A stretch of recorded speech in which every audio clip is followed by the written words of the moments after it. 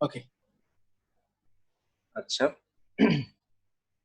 যে আজকের যে বিষয়গুলা, যে টপিক গুলো, সেগুলো আমাদের বাস্তবিক লাইফে খুবই কাজ লাগবে। হ্যাঁ, তো এগুলা শুধু থিওরিটিক্যাল পড়া ব্যাপারটা এরকম না যে আমাদের বাস্তবিক চেম্বার করি অথবা আমাদের ফ্যামিলিতে থাকি, যেখানেই থাকি না কেন এই জিনিসগুলা দরকার পড়বে একদম, খুবই এসেনশিয়াল জিনিস এগুলো। হুম। আচ্ছা, তাইলে আজকে আমরা প্রথম যে শুরু করতে যাচ্ছি সেটা হচ্ছে গ্রোথ ভেলোসিটি। আমাকে কি স্পষ্ট শোনা যাচ্ছে? কেউ একটু বলেন, স্পষ্ট শোনা যাচ্ছে? কথা স্পষ্ট শোনা যাচ্ছে। আচ্ছা, আহ, প্রথম হচ্ছে গ্রোথ ভেলোসিটি। গ্রোথ ভেলোসিটি মানে হচ্ছে বৃদ্ধির হার। কার বৃদ্ধির হার? যে আমরা আমাদের যে বিষয়টা সেটা হচ্ছে পেডিয়াট্রিক্স, আমরা চাইল্ড সম্পর্কে সবকিছু আলোচনা করব। তো গ্রোথ ভেলোসিটি বলতে বোঝাচ্ছে যে একটা নির্দিষ্ট সময়ের মধ্যে কোনো অর্গান বা সিস্টেমের যে বৃদ্ধির হার সেটা হচ্ছে গ্রোথ ভেলোসিটি। আবার বলতেছি যে চাইল্ডের যে অর্গান আছে বা সিস্টেম আছে সেগুলো একটা নির্দিষ্ট সময়ের মধ্যে যে বৃদ্ধির হার, যে বৃদ্ধিটা হয় সেটা হচ্ছে গ্রোথ ভেলোসিটি। আর এটা ম্যাক্সিমাম হয়ে থাকে প্রথম বছরে, অর্থাৎ ফার্স্ট ইয়ার অফ লাইফ। এবং সেটা ধীরে ধীরে কমতে থাকে যখন তার বয়স বাড়তে থাকে, তখন এই বৃদ্ধির হারটা প্রথম বছরে যেরকম হইতো তার থেকে আস্তে আস্তে আস্তে আস্তে কমতে থাকে বৃদ্ধির হারটা। আর যদি এরকম বাড়তেই থাকতো বৃদ্ধির হারটা, যদি এরকম ফার্স্ট ইয়ার অফ লাইফে যেরকম ছিল সেরকমই যদি থাকতো, তাহলে মানুষ তো 100 হাত পর্যন্ত হয়ে যেত। সেই জন্য সেটা বয়সের সাথে সাথে আস্তে আস্তে কমতে থাকে। এই যে গ্রোথ গুলা হয় বা গ্রোথ হয়, সেটা কি কি সব গ্রোথ হয় তা আমরা জানবো। যে এখানে আমরা দেখতে পাচ্ছি সোমাটিক গ্রোথ হয়। সোমাটিক সম্পর্কে সামনে আর একটু আলোচনা করব। সোমাটিক মানে হচ্ছে দৈহিক, হ্যাঁ দৈহিক। আর নিউরোনাল, হ্যাঁ নিউরোনাল অর্থাৎ নার্ভাস সিস্টেমের যে গ্রোথ হয় সেটা। তারপর হচ্ছে লিম্ফয়েড গ্রোথ, রিপ্রোডাক্টিভ, মানে এই বিষয়গুলার গ্রোথ হয়। Somatic, neuronal, lymphoid and reproductive growth. আচ্ছা, তাহলে হচ্ছে এবার আলোচনা করব ম্যাক্সিমাম অ্যাটেনমেন্ট, অর্থাৎ সর্বোচ্চ, যে কোন বয়সে কোন জিনিসটা সর্বোচ্চ গ্রোথ হয়ে থাকে বা ডেভেলপমেন্ট হয়ে থাকে, সেই জিনিসগুলো আমরা দেখব। দেখেন এখানে লেখা আছে যে ব্রেন গ্রোথ হয় 3 ইয়ার্স, অর্থাৎ 3 বছরের মধ্যেই তার সর্বোচ্চ গ্রোথ হয়ে যায়। ব্রেনের গ্রোথ তারপরে কিন্তু আর তেমন একটা হয় না, ম্যাচিউরড হয়। তো 3 বছরে তার ম্যাক্সিমাম গ্রোথটা হয়ে যায়। আর হচ্ছে লিম্ফয়েড গ্রোথটা হয় 7 থেকে 8 বছরের মধ্যে। 7 থেকে 8 বছরের মধ্যে। এই জন্য দেখা যায় যে 7 থেকে 8 বছরের বাচ্চাদের যদি এরকম ঠান্ডার প্রবণতা থাকে বা ঠান্ডা থাকে, তাহলে তারা কি করে, হা করে ঘুমায়। হ্যাঁ, এটা একটা ফিজিওলজিক্যাল প্রসেস। যে লিম্ফয়েড গ্রোথটা আমরা পরবর্তী স্লাইডে দেখবো যে বৃদ্ধির হারটা কিরকম হয়েছে। যে 7 থেকে 8 বছরে সর্বোচ্চ, অর্থাৎ হ্যাঁ সব থেকে বেশি গ্রোথ হয়। আর এই জন্য তার অ্যালার্জিক রিয়াকশনটাও বেশি হয়। আর যখন তার বয়সটা আস্তে আস্তে বাড়তে থাকবে, তখন এই লিম্ফয়েড বা লিম্ফ টিস্যু গুলো আস্তে আস্তে কমতে থাকবে। তো লিম্ফয়েডের মধ্যে কি কি আছে, যে আমাদের এখানে এই যে এখানে যে থাইরয়েড গ্ল্যান্ড আছে, হ্যাঁ তারপরে যে আমাদের আছে অ্যাডেনয়েড আছে, তারপরে আমাদের যে সার্ভাইকাল লিম্ফ নোড আছে, অ্যাক্সিলারি লিম্ফ নোড আছে। হ্যাঁ, এগুলো হচ্ছে বা লিভার, স্প্লিন, এগুলো হচ্ছে আমাদের লিম্ফয়েড টিস্যু বা অর্গান। তো এগুলার জন্য তার এরকম এই গ্রোথ গুলা হয় এবং আস্তে আস্তে সেটা বয়সের সাথে কমে। আর হচ্ছে রিপ্রোডাক্টিভ গ্রোথ। রিপ্রোডাক্টিভ আমরা জানি যে গোনাড, মেলের ক্ষেত্রে টেস্টিস, ফিমেলের ক্ষেত্রে ওভারি। তো এগুলা দেখেন 14 ইয়ার্স, অর্থাৎ 14 বছর বয়সেই এরকম ডেভেলপমেন্ট হয়ে যায় বা গ্রোথটা হয়ে যায়। হ্যাঁ, যে মেলের ক্ষেত্রে কি ধরনের, এক ধরনের হয়, ফিমেলের ক্ষেত্রে আরেক ধরনের হয়। যে টেস্টিস বড় হয় বা তার পেনিসটা বড় হয় এবং তার যে স্ক্রোটামটা কালো হয়ে যায়। হ্যাঁ, তার এরকম যে পিউবার্টির যে ইগুলো আছে, আমরা জানি যে সেকেন্ডারি সেক্সুয়াল ক্যারেক্টারিস্টিক্স কি কি আছে, যে তার বুকে পশম হয়, দাড়ি হয়, এই আদার্স। তারপর হচ্ছে ফিমেলের ক্ষেত্রে তার ব্রেস্ট ডেভেলপমেন্ট হয়ে থাকে। হ্যাঁ, তার ইউটেরাসের পার্ট বড় হইতে থাকে। হ্যাঁ, আদার্স অনেক কিছুই তার বৃদ্ধি পায়। তো এরকম বাইরে থেকে বোঝা যায় ব্রেস্ট ডেভেলপমেন্ট হইলে। আর হচ্ছে সোমাটিক গ্রোথ, যে অনেকেই বলে যে এই ওষুধ দিয়ে আমরা লম্বা করে ফেলি, ওই ওষুধ দিয়ে লম্বা করে ফেলি। আসলে দেখেন 18 বছর বয়সের পরে তার আর কোনো গ্রোথ হয় না। হ্যাঁ, সে 18 বছর পর্যন্ত বয়স পর্যন্ত যতটুকু লম্বা হয়ে থাকে বা যতটুকু গ্রোথ হয়, ওইটাই তার সারা জীবন থাকে। হুম। তো এই 18 বছর বয়সের মধ্যে তার দৈহিক সর্বোচ্চ গ্রোথ হয়ে যায়। তো এখানে আমরা দেখলাম যে brain, lymphoid, reproductive and somatic growth কোন বছরে কতটুকু হয় এটা আমরা দেখে ফেললাম। তারপরে এখানে দেখেন যে একটা লিম্ফয়েডের একটা ইয়ে আছে, যে বলেছিলাম যে 7 থেকে 8 বছরে লিম্ফয়েড সব থেকে, এই যে দেখেন প্রায় একদম 200%-এর কাছাকাছি এরকম হয়ে যায়, আর বাকিগুলো 100%-এর মধ্যেই থাকে, ব্রেন, হেড, হ্যাঁ, তারপর সোমাটিক, রিপ্রোডাক্টিভ, বাট এই তার লিম্ফয়েড গ্রোথটা সব থেকে বেশি হয়ে থাকে 7 থেকে 8 বছরে। আচ্ছা, তো আমরা এখানে দেখবো যে normal growth velocity during childhood, অর্থাৎ চাইল্ডহুডে তার প্রত্যেক বছর কতটুকু করে বৃদ্ধি হয়। দেখেন যে তার লাইফের যে প্রথম বছরটা সেখানে 25 সেন্টিমিটার পার ইয়ার, অর্থাৎ ওই ফার্স্ট ইয়ারে তার 25 সেন্টিমিটার তার গ্রোথ হয়ে থাকে। হ্যাঁ, আচ্ছা, গ্রোথ আর ডেভেলপমেন্ট দুইটা জিনিস আগেও বলেছিলাম আগের লেকচারে। গ্রোথটা হচ্ছে তার হচ্ছে দৈহিক বৃদ্ধি, আর ডেভেলপমেন্ট হচ্ছে মানসিক বৃদ্ধি। তো এখানে আবার বলতেছি এই গ্রোথটা দেখেন ফার্স্ট ইয়ারে তার দৈহিক বৃদ্ধি হয় 25 সেন্টিমিটার, তারপর হচ্ছে সেকেন্ড ইয়ারে তার দৈহিক বৃদ্ধি হয় 12 সেন্টিমিটার, তারপরে 3 থেকে 4 বছরে তার বৃদ্ধিটা হয় 7 সেন্টিমিটার পার ইয়ার। হ্যাঁ, 7 সেন্টিমিটার হয়। তার বয়স যখন 5 থেকে 6 বছর হয়ে থাকে তখন তার 6 সেন্টিমিটার পার ইয়ারে তার বড় হয়ে থাকে।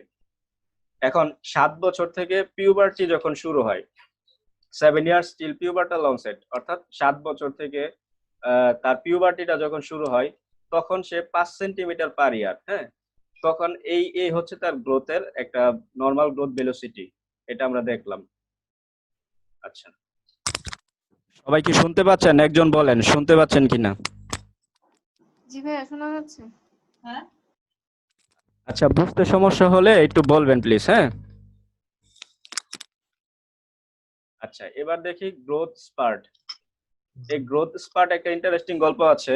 তো আমরা অনেক সময় দেখে থাকি যে আমাদের ছোট ভাই হোক বা আমাদের পাড়া প্রতিবেশী ফ্রেন্ড সার্কেল দেখি যে হঠাৎ করে কেউ লম্বা হয়ে যায়, হঠাৎ করে, যে দেখা গেল যে স্কুলে থাকতে সে তেমন লম্বা ছিল না বা ছোট ছিল, কিন্তু হঠাৎ করে বা কলেজে এসে দেখা যাচ্ছে যে তার স্কুল লাইফের সাথে তার কলেজ লাইফের যে বৃদ্ধির হারটা সেটা মিলতেছে না, অর্থাৎ হঠাৎ করে যে বড় হওয়ার প্রবণতাটা, এটা হচ্ছে rapid and intense increase in the rate of growth, অর্থাৎ হঠাৎ করে যে তার যে বড় হওয়ার একটা যে রেটটা হঠাৎ করে যে বড় হয়ে যায় সেটা হচ্ছে গ্রোথ স্পার্ট।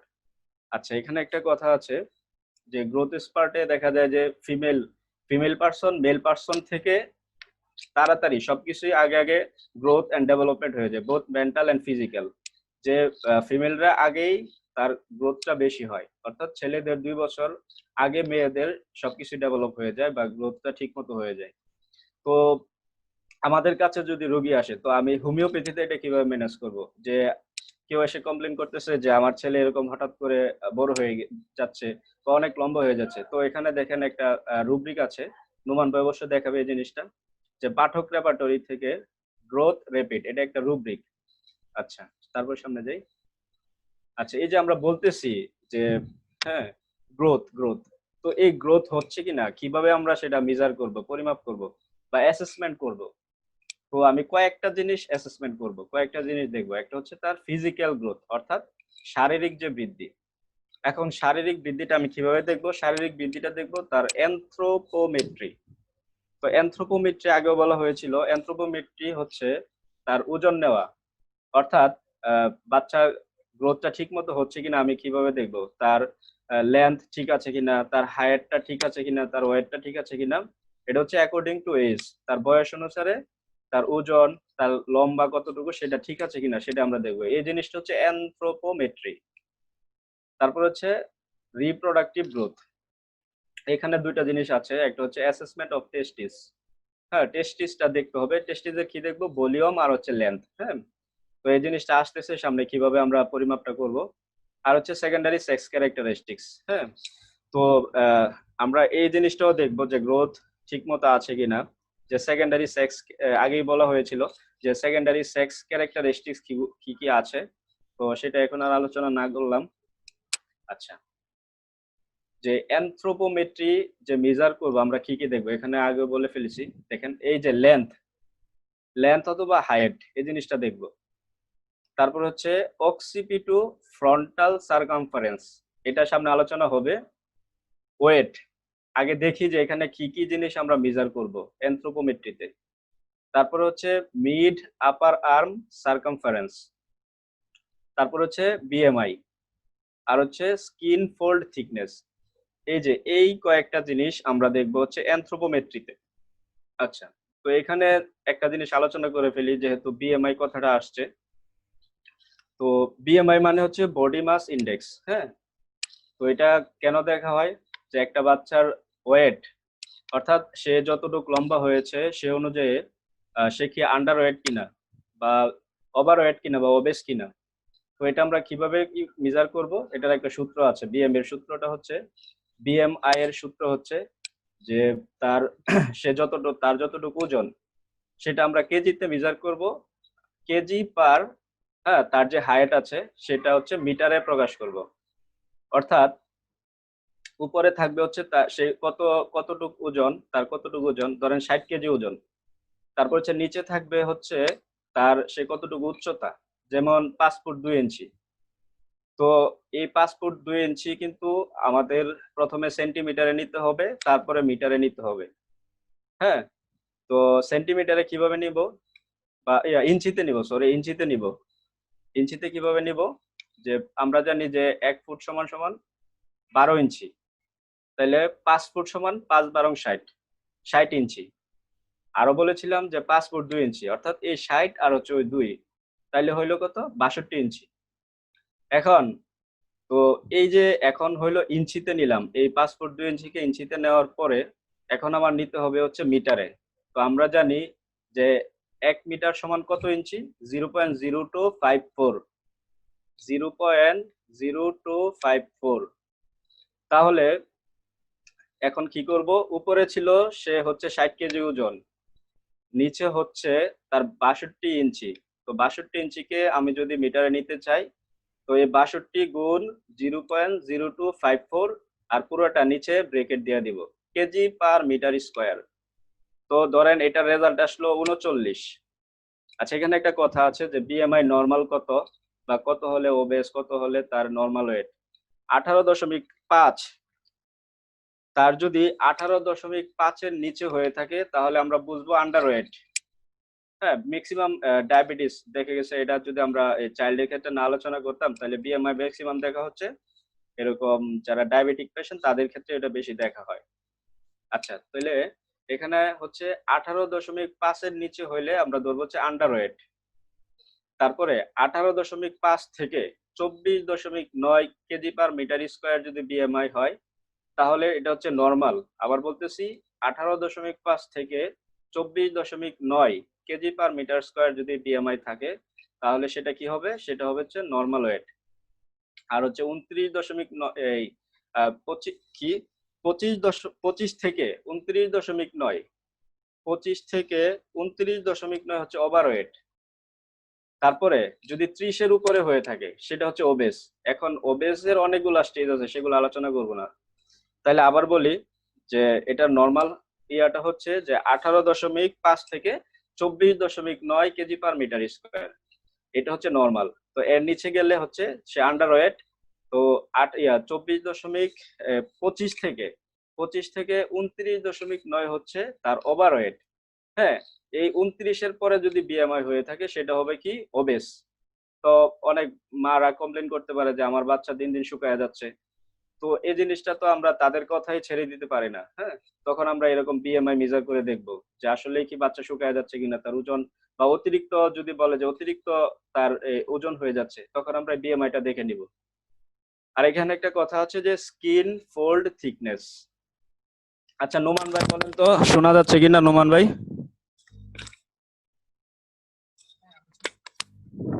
শোনা যাচ্ছে? জি, আমি শুনতে পাচ্ছি।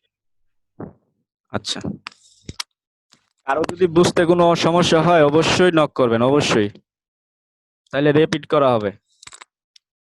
আচ্ছা, তারপর হচ্ছে স্কিন ফোল্ড থিকনেস, যে এটা কিসের জন্য দেখা হয়, একটা বাচ্চা নিউট্রিশাস কিনা। হ্যাঁ, এখানে আমরা আরেকটা জিনিস দেখতে পারি যে যেসব বাচ্চাদের ডায়রিয়া হয়, তো ডায়রিয়া হইলেও আমরা স্কিন ফোল্ড থিকনেস দেখতে পারি। তো এটা কেন দেখবো, যে তার ডিহাইড্রেশন, ডায়রিয়া হলে অনেক সময় বা অতিরিক্ত যদি ভমিটিং হয়ে যায়, তখন দেখা যায় যে তার এরকম ডিহাইড্রেশন হতে পারে বা নিউট্রিশনের ঘাটতি পড়তে পারে, তখন আমরা স্কিন ফোল্ড থিকনেস দেখব।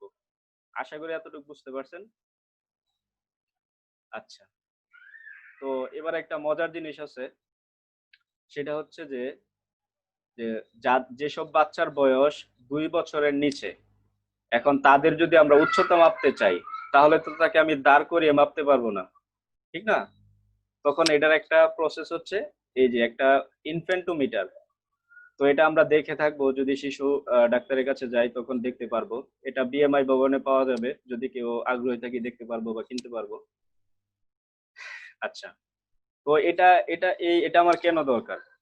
যেটা আমি দেখবো যে বাচ্চার লেন্থটা ঠিক আছে কিনা তার বয়সের সাথে। যে হ্যাঁ, এখন এটা দেখবো হচ্ছে 2 বছরে যাদের কম, কারণ হচ্ছে তাদেরকে দাঁড় করানো যাবে না। এখানে দেখেন 125 সেন্টিমিটার অথবা 50 ইঞ্চি পর্যন্ত এখানে মার্কিং করা আছে, যে এই যে এখান থেকে এই পর্যন্ত 50 ইঞ্চি পর্যন্ত মার্কিং করা আছে। হ্যাঁ, এটা হচ্ছে ইনফেন্টোমিটার। তো এটা আমি কিভাবে করব, কিভাবে আমরা তার লেন্থটা দেখব? দেখেন, এটা করতে গেলে প্রথমে 2 জন ব্যক্তি দরকার, এটা মেজার করার জন্য যে বাচ্চার লেন্থ কতটুকু। তো সুপাইন লেন্থ, অর্থাৎ এই এই যে পজিশনটা, এই পজিশনটা হচ্ছে সুপাইন লেন্থ। আমরা দেখতে পাচ্ছি সবাই, এই যে পজিশনটা হচ্ছে সুপাইন লেন্থ। এখানে 2 জন লোক ধরছে, দেখেন, place measuring board on a farm surface. তো এই যে মেজারিং বোর্ডটা, এটা খুব শক্তভাবে ধরতে হবে। তারপরে কি করব?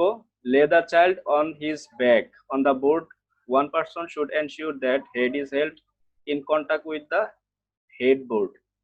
কি বলছে যে একজন, দেখেন, একজন লোক কি করবে, বাচ্চাটাকে এইভাবে শোয়াবে, বোর্ডের উপর শোয়াবে, তার এই যে ব্যাক মানে হচ্ছে তার পিঠটা নিচের দিকে শোয়াবে।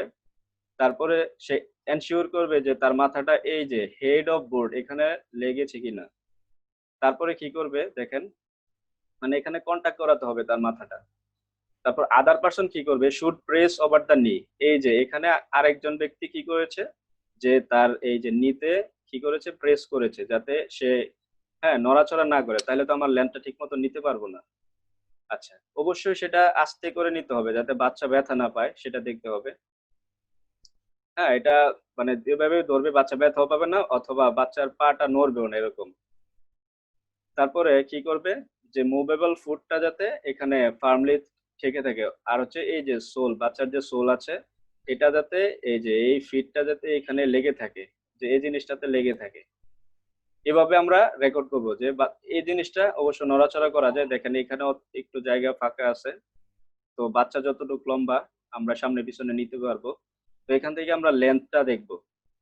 হ্যাঁ, এখানে এখানে কি করছে, যে supine length is about 1 centimeter greater than standing height in children less than 5 years। অর্থাৎ 5 বছরের যাদের কম বয়স, তাদের দাঁড়ানো অবস্থা থেকে এই অবস্থায় 1 সেন্টিমিটার বেশি ধরতে হবে। আচ্ছা, তারপরে দেখেন, এবার হচ্ছে স্ট্যান্ডিং হাইট ইনস্ট্রুমেন্ট। তো এটা তো ইজি কথা, যে যাদের বয়স কত, মানে 2 বছর থেকে বেশি, তাদের দাঁড় করায় আমরা করব, মেজার করব যে তার লেন্থ, অর্থাৎ তার উচ্চতা কতটুকু। দেখেন, যে অনেক বাচ্চা থাকে ডোয়ারফিজমের বাচ্চা, অর্থাৎ বামন বাচ্চা থাকে, তো তাদেরকে তো আমরা এভাবে যদি পরীক্ষা করে দেখি, গার্ডিয়ান অনেক খুশি হবে যে না, ডাক্তার সাহেব এরকম জেনে বুঝে আমাকে চিকিৎসাটা দিচ্ছেন। আচ্ছা, তো এটা হচ্ছে স্টেডিওমিটার, এই মেশিনটার নাম। আমাদের এই মেশিনটা কেনার দরকার নাই। দেখেন আমার হাতে এই যে ফিতা দেখতে পাচ্ছেন। আচ্ছা, হাফসানুর, আপনি শুনতে পাচ্ছেন? হাফসানুর, হাফসানুর কি শুনতে হ্যালো, পাচ্ছেন? জি, হ্যাঁ হ্যাঁ আচ্ছা, শুনতে পাচ্ছি। আচ্ছা, এই যে দেখেন আমার হাতে এই ফিতাটা দেখতে পাচ্ছেন, যে হ্যাঁ ফিতাটা দেখতে পাচ্ছেন না? এই যে আমরা আমাদের এই যে স্টেডিওমিটারটা তো কেনার দরকার না হইলেও, এই যে ফিতাটা আমি চেম্বারে টেপ দিয়ে আটকে রাখতে পারি, ঠিক আছে? তারপরে হচ্ছে জি 2 বছরের উপরে যেসব বাচ্চা আছে তাদেরকে আমরা এরকম দাঁড় করিয়ে দিব। দাঁড় করিয়ে সোজা সামনের দিকে তাকাবে, সে এভাবেও তাকাবে না, এভাবেও তাকাবে না, এভাবে সোজা স্ট্রেট দাঁড়াবে, অর্থাৎ সামনের দিকে তাকাবে, ভার্টিক্যালি দাঁড়াবে। হ্যাঁ, আর হচ্ছে দেখেন, attach to A vertical surface or ওয়াল, অর্থাৎ সে সোজাসুজি ওয়ালের সাথে এরকম লেগে দাঁড়াবে। তখন আমরা তার লেন্থটা সঠিক লেন্থটা পেয়ে যাব। আচ্ছা, এখানে দেখেন কিছু ইনস্ট্রুমেন্টের নাম দেওয়া আছে। তো ইনস্ট্রুমেন্ট গুলা আমরা দেখি, যে আমরা পরিচিত হই। খুব ইন্টারেস্টিং ব্যাপার এগুলা। দেখেন এটা হচ্ছে বিম ব্যালেন্স। হ্যাঁ, বাচ্চাদের ওজন মাপার জন্য কয়েকটা মেশিনের নাম এখানে দেওয়া আছে। এই হচ্ছে বিম ব্যালেন্স, এটা হচ্ছে বাথরুম স্কেল, আর হচ্ছে এটা হচ্ছে হ্যাঙ্গিং স্কেল। দেখেন যে সচরাচর ডাক্তাররা এই হ্যাঙ্গিং স্কেলটা ইউজ করে থাকে। আচ্ছা, এখানে একটা কথা আছে যে হ্যাঙ্গিং স্কেলে যে আমরা ওজন নিব, হ্যাঁ, হ্যাঙ্গিং স্কেলে আমরা ওজন নেওয়ার জন্য কি করব? এইগুলো হচ্ছে ওজন নেওয়ার জন্য। প্রথমে দেখেছিলাম যে লেন্থ অর্থাৎ উচ্চতা দেখার জন্য, এবার হচ্ছে তার কতটুকু ওজন আছে সেটা দেখার জন্য। আচ্ছা দেখেন, তো অবশ্যই ওজন করার আগে বাচ্চাকে, এখন আপনি মিউট করে ফেলেন, হাফসানুল মিউট করে ফেলেন। আচ্ছা দেখেন, এই যে এই হ্যাঙ্গিং স্কেলে বাচ্চাকে যখন আমরা তার ওজনটা দেখব, তখন অবশ্যই তার জামা কাপড় খুলে নিতে হবে, বা তার যদি স্যান্ডেল থাকে অবশ্যই স্যান্ডেল খুলে নিতে হবে।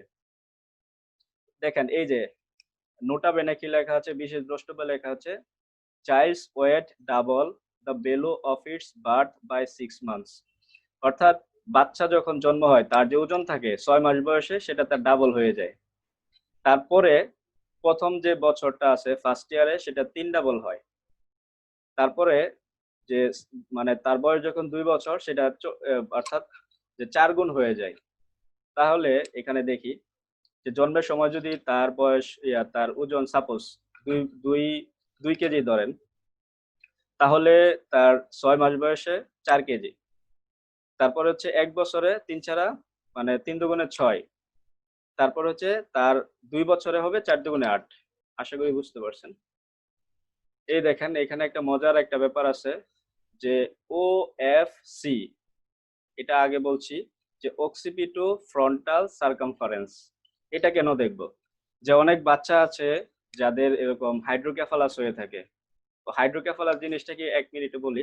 সেটা হচ্ছে যে আমাদের যে ব্রেইনের third ventricle and fourth ventricle আছে, সেখানে সিএসএফ অর্থাৎ সেরেব্রোস্পাইনাল ফ্লুইড সেখানে অ্যাকুমুলেশন হয়। সেখানে যদি ডাক বন্ধ হয়ে যায়, তাহলে সেখানে কি হবে, যে হেডটা বড় হয়ে যেতে পারে। তো আমরা তো হেড বড় হয়ে যাবে এটা বললেই এরকম ভাবে বিশ্বাস করতে পারবো না যে ডাক্তার হিসেবে।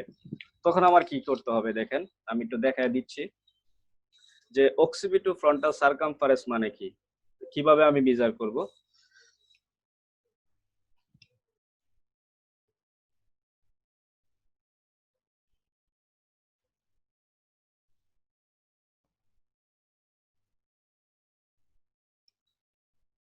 এই যে আমার হাতে ফিতাটা দেখতে পাচ্ছেন, এটার আমরা কয়েকটা মেজার করতে পারবো এই জিনিসটা দিয়ে।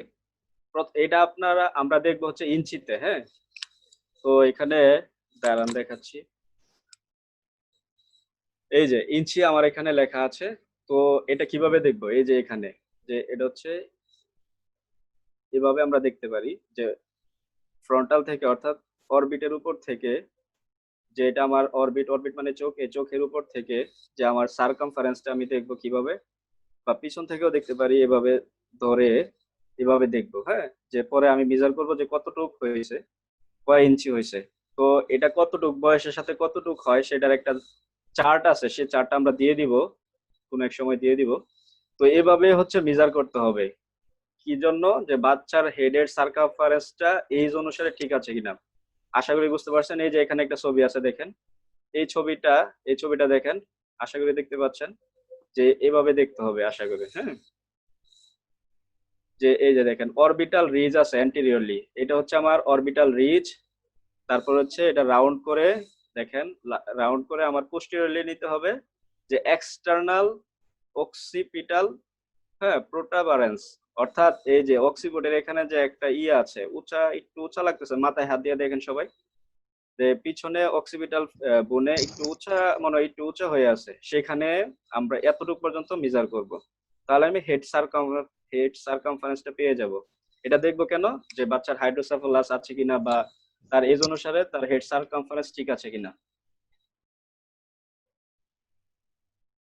আচ্ছা, এখানে একজন মিউট, হ্যাঁ আনমিউট হয়ে আছেন, একটু মিউট করে ফেলেন, বা প্রশ্ন থাকলে করতে পারেন।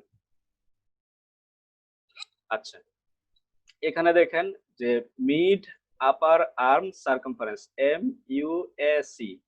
এই এম তে হচ্ছে মিড, ইউ তে হচ্ছে আপার, এতে হচ্ছে আর্ম, আর হচ্ছে সার্কামফারেন্স। তো আজকে আমরা দেখবো যে আমাদের আর্ম, আমরা সবাই অ্যানাটমি পারি ভালো, আমার থেকে ভালো পারেন। এই পুরা এই এতটুকু হচ্ছে আমার আর্ম, দেখেন এতটুকু কি আমার আর্ম, এই হচ্ছে ফোর আর্ম, এই হচ্ছে হ্যান্ড। তো মিড আপার আর সার্কামফারেন্স মানে হচ্ছে, আমি দেখাই, এই যে এটা হচ্ছে আমার কি, এটা হচ্ছে যে আমার এই যে স্কেপুলার যে ইয়ে আছে, অ্যাক্রোমিয়ন আছে এখান থেকে, আর আলনার দেখেন এখানে অলিক্রেনন প্রসেস আছে, যে এই অ্যাক্রোমিয়ান এই হচ্ছে অলিক্রেনন, এটার মাঝামাঝি, অর্থাৎ মিড, এই হচ্ছে মিড। অবশ্যই এটা বাম হাতে দেখতে হবে, তো এটা অবশ্যই এজ অনুসারে আছে, সেটা অবশ্যই দিয়ে দেওয়া হবে, ওই লিস্টের সাথে আসবে। তো এখানে দেখবো, হ্যাঁ, যে আগে বলেছি যে এটা কেন দেখবো, যে বাচ্চা নিউট্রিশাস কিনা এটা আমরা দেখবো, বা তার ঠিকমতো দেখে গেছে যে এই যে আমাদের যে স্কিনের নিচে কি থাকে এখানে দেখবো, হ্যাঁ, যে আমাদের স্কিনের নিচে ফ্যাটি থাকে, ফ্যাটি লেয়ার থাকে। তো যেসব বাচ্চারা মেলনারিশ, অর্থাৎ যাদের পুষ্টিহীনতায় ভুগে, তাদের কিন্তু এই ফ্যাটি লেয়ারটা থাকে না। হ্যাঁ, তখন দেখা যাচ্ছে যে আমি যদি এরকম স্কিনটা এরকম স্কিন ফোল্ড করি, হ্যাঁ, তখন দেখা যাবে যে এখানে থাকে। তো আমরা এই জিনিসটাও দেখবো, মেজার করব, অর্থাৎ এই সার্কামফারেন্সটা দেখবো, সরি এখানে স্কিন ফোল্ডনেস আলাদা আছে, আর এটা হচ্ছে যে সার্কামফারেন্সটা দেখবো। তো বাম হাতে কেন দেখবো, ডান হাতে কেন নয়? ডান হাতে নয় এই জন্য যে আমি ডান হাতে অনেক কাজ করে থাকি আমরা, বা বাচ্চা অনেক কিছু ধরে, বা আমরা যেহেতু ডান হাতে বেশিরভাগ, তো ডান হাতে আমাদের অনেক কিছু ধরা হয়, ধরলে কি এই যে মাসেল গুলো এমনিতেই একটু রাইজ করতে পারে বা বেশি হয়ে যেতে পারে। সেজন্য আমার কি করতে হবে, যে বাম হাতের যে সার্কামফারেন্স, অর্থাৎ এই রাউন্ড করে আমি নিব, আরেকবার দেখাই দিচ্ছি, এই যে এইভাবে, এভাবে নিব বা মাঝামাঝি, হ্যাঁ, আমারটা ঠিক পজিশন না হইলেও এভাবে হ্যাঙ্গিং অবস্থায় নিব। তো আমি দেখানোর জন্য এই যে এভাবে হ্যাঙ্গিং অবস্থায় নিব, মাঝামাঝি। আচ্ছা,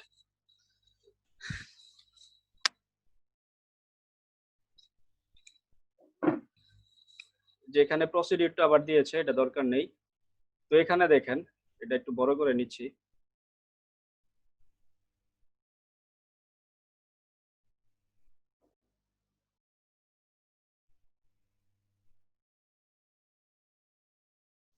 আচ্ছা, এবার হচ্ছে আগে বলছিলাম যে যে লেন্থ গেল, ওয়েট গেল, হ্যাঁ, তারপর হচ্ছে সার্কামফারেন্স গেল, এবার হচ্ছে তার যে রিপ্রোডাক্টিভ গ্রোথটা আমরা কিভাবে দেখব।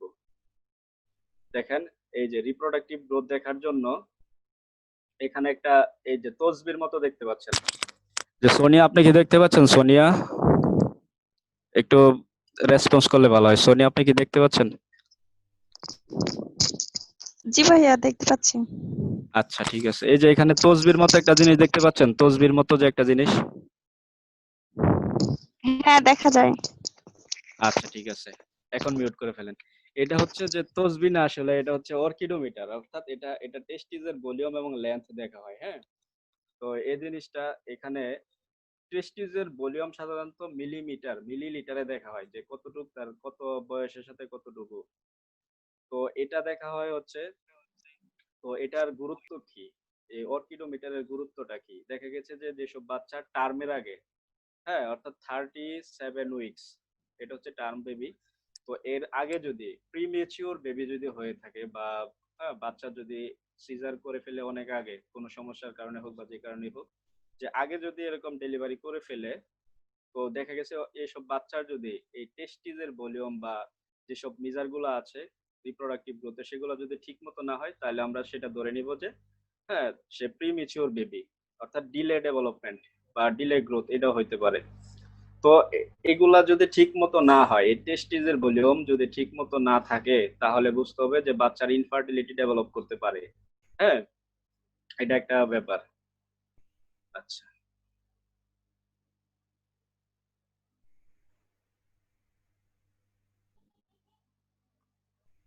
এবার হচ্ছে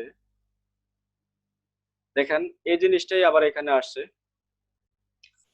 যে এখানে একটা, এই যে আমরা দেখতে পাচ্ছি Tanner staging chart to evaluate pubertal development for boys and girls.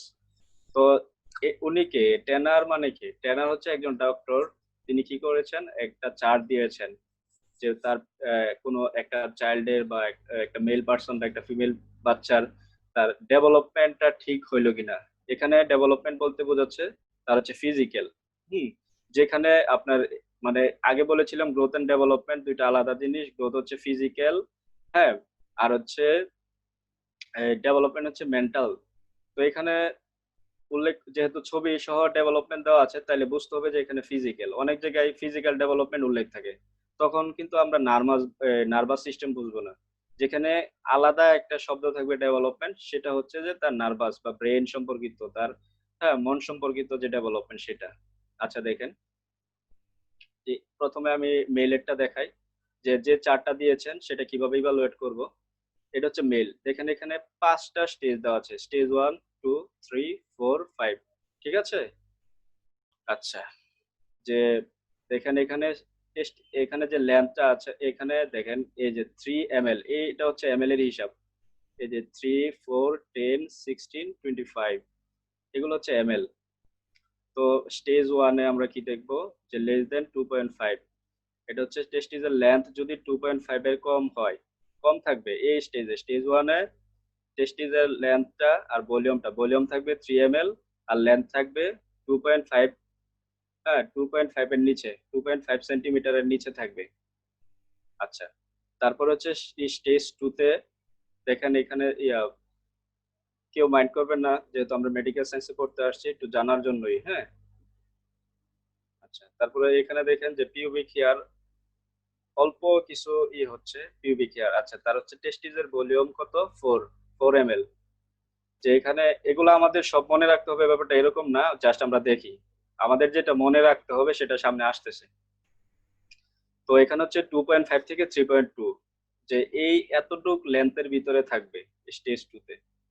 Stage 3-তে কি থাকবে, 10 ml। টেস্টিজের ভলিউমটা দেখেন আস্তে আস্তে বাড়তেছে সবকিছু, এখানে পিউবিক হেয়ারটা আস্তে আস্তে বাড়তেছে। তো এই স্টেজ গুলা মিলায় মিলায় নিতে হবে। হ্যাঁ, 10 ml। তারপরে এখানে হচ্ছে 16, আর সেখানে হচ্ছে 25 ml। তো আস্তে আস্তে দেখেন তার সবকিছু এরকম ইনক্রিজ হচ্ছে, তার পেনিস সাইজ, তারপর হচ্ছে তার যে টেস্টিজের লেন্থ, এগুলা দেখবো যে বয়সের সাথে যদি ঠিক মতো না বাড়ে, তাহলে বুঝতে হবে যে এখানে তার ডিলে গ্রোথ হয়েছে, বা গ্রোথটা সে প্রিমেচিওর এরকম ধরে নিতে হবে। তাহলে সেই অনুযায়ী আমরা চিকিৎসাটা করতে হবে। হ্যাঁ, বা অনেকে বিভিন্ন সিনড্রোম থাকে, আগে আমরা আলোচনা করছি টার্নার সিনড্রোম বা বিভিন্ন সিনড্রোম থাকে। তো এটা দেখার উদ্দেশ্য হচ্ছে যে আমার ঠিক মতো তার পিউবার্টিটা ঠিক মতো ডেভেলপমেন্ট করেছে কিনা। ফিমেলের ক্ষেত্রে দেখেন একই অবস্থা, যে এখানে ব্রেস্ট ডেভেলপমেন্ট হয় না, পিউবিক হেয়ার নাই স্টেজ 1-এ। স্টেজ 2-তে অল্প কিছু হয়েছে, তারপর হচ্ছে ব্রেস্টের কিছুটা ডেভেলপ হয়েছে, হ্যাঁ হালকা। দেখেন ছবি দেখলে বুঝতে পারবেন, তো এগুলো ইন্টারনেটেও পাওয়া যাবে। তো এখানে স্টেজ 3-তে দেখেন যে পিউবিক হেয়ার আরেকটু বেশি হচ্ছে, বা তার ব্রেস্ট ডেভেলপমেন্টটা আরেকটু বেশি হয়েছে। তো 4-এও এরকম আরেকটু বেশি।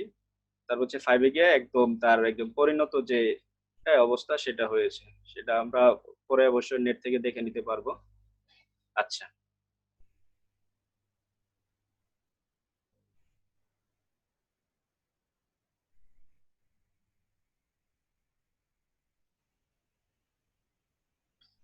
তো এখানে দেখেন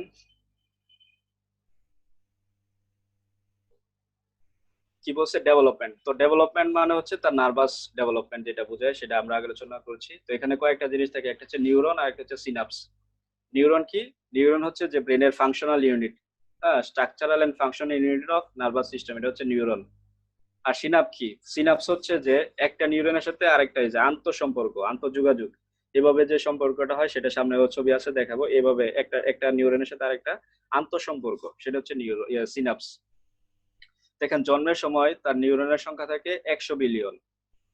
হ্যাঁ, at birth the number of neurons আর 100 বিলিয়ন থাকে। আর হচ্ছে তার সিনাপসের সংখ্যা থাকে 50 ট্রিলিয়ন। তো এখানে একটা হিসাব লিখে রেখেছিলাম যে 1 বিলিয়ন সমান কত হয়।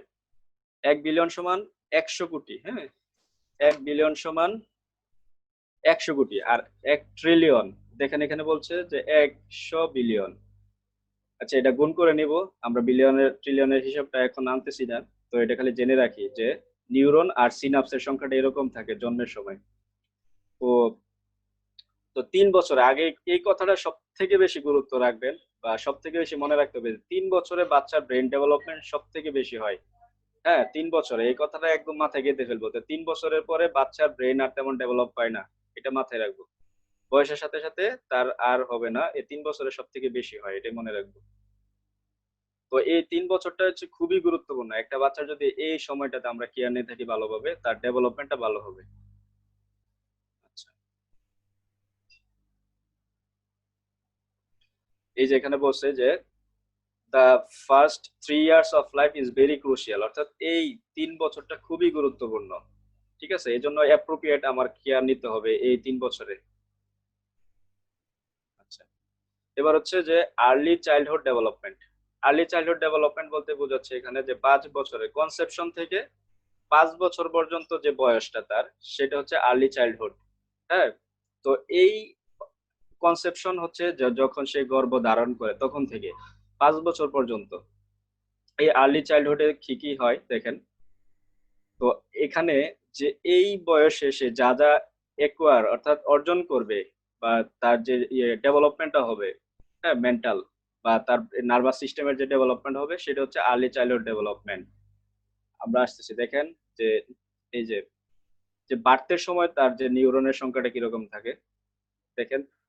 3 মান্থে এরকম থাকে, 3 থেকে 5 বছরে সব থেকে বেশি দেখেন সিনাপসের সংখ্যা এই 3 থেকে 5 বছরে। এই জন্য যে আসলে ইসলামে একটা মিরাকল জিনিস যে এই বয়সটাতে যে ছোট থাকতে দেখবেন বাচ্চারা খুব বেশি মুখস্থ করতে পারে। তখন কি হয়, তখন তার বেশি চর্চা করে এবং সিনাপসের সংখ্যাটাও বেশি থাকে, এবং যত বেশি চর্চা করবে তখন তার সিনাপসের সংখ্যা বাড়বে। হ্যাঁ, তখন দেখেন যে বয়স বাড়ার সাথে সাথে দেখেন এখানে 1000 ট্রিলিয়ন, 3 থেকে 5 বছরে থাকে 1000 ট্রিলিয়ন। যখন সে পিউবার্টিতে চলে যায় দেখেন 14 বছর বয়সে আবার কিন্তু 100 ট্রিলিয়ন থাকে। তো 1000 ট্রিলিয়ন থেকে আবার 100 ট্রিলিয়নে চলে আসে, অর্থাৎ আস্তে আস্তে সিনাপসের সংখ্যা কমে যায়। আশা করি এটা বুঝতে পারছেন। এবার হচ্ছে যে ডেভেলপমেন্ট হওয়ার জন্য আমাদের কিছু প্রিন্সিপাল আছে, সেই প্রিন্সিপাল গুলা কি কি? এটা একটা কন্টিনিউয়াস প্রসেস। হ্যাঁ, ডেভেলপ অর্থাৎ তার বয়সের সাথে সাথে ডেভেলপমেন্টটা এটা কন্টিনিউয়াস প্রসেস হয়। এটা হচ্ছে সেফালোকোডাল ডিরেকশন। তো এই টার্মটা ভালোভাবে বুঝি। সেফালো মানে হচ্ছে ব্রেন, এই সেফালো মানে হচ্ছে ব্রেন, আর কোডাল মানে হচ্ছে দেহ। অর্থাৎ তার এই যে ব্রেন থেকে নিচের দিকে আমাদের যে বৃদ্ধিটা হয় সেটা হচ্ছে ব্রেন থেকে নিচের দিকে, আমরা কিন্তু উপরের দিকে বড় হই না, নিচের দিকে বড় হই, এটা হচ্ছে সেফালোকোডাল। তারপর হচ্ছে যে sequence of development is same but the rate is different. যে যে আমাদের কি থাকে, ডেভেলপমেন্টার সিকোয়েন্স ঠিক থাকলেও যে এক একজনের ক্ষেত্রে ডেভেলপমেন্টের রেটটা এক এক রকম হয়। তারপর হচ্ছে প্রাইমেটিভ বা primitive reflex R lost before the appearance of corresponding voluntary movement. এই জিনিসটা খুব গুরুত্বপূর্ণ। প্রিমেটিভ রিফ্লেক্স মানে কি? প্রিমেটিভ রিফ্লেক্স হচ্ছে দেখেন অনেক বাচ্চারা কি করে যে মুখের কাছে নিলে এরকম আঙ্গুল চুষে। হুম, তারপরে হচ্ছে এই যে দেখেন আমি প্র্যাকটিক্যাল দেখাচ্ছি, এখানে যদি বাচ্চার হাত দেন এভাবে ধরে ফেলবে, বা অনেক বাচ্চারা এভাবে কিন্তু থাকে। হ্যাঁ, যে ছোট বাচ্চারা আজকেই খেয়াল করবেন যাদের ঘরে বাচ্চা আছে এরকম করে ঘুমায়, অনেক সময় হাতগুলো এরকম করে ঘুমায়। তো এটা একটা প্রিমেটিভ রিফ্লেক্স, মজার ব্যাপার।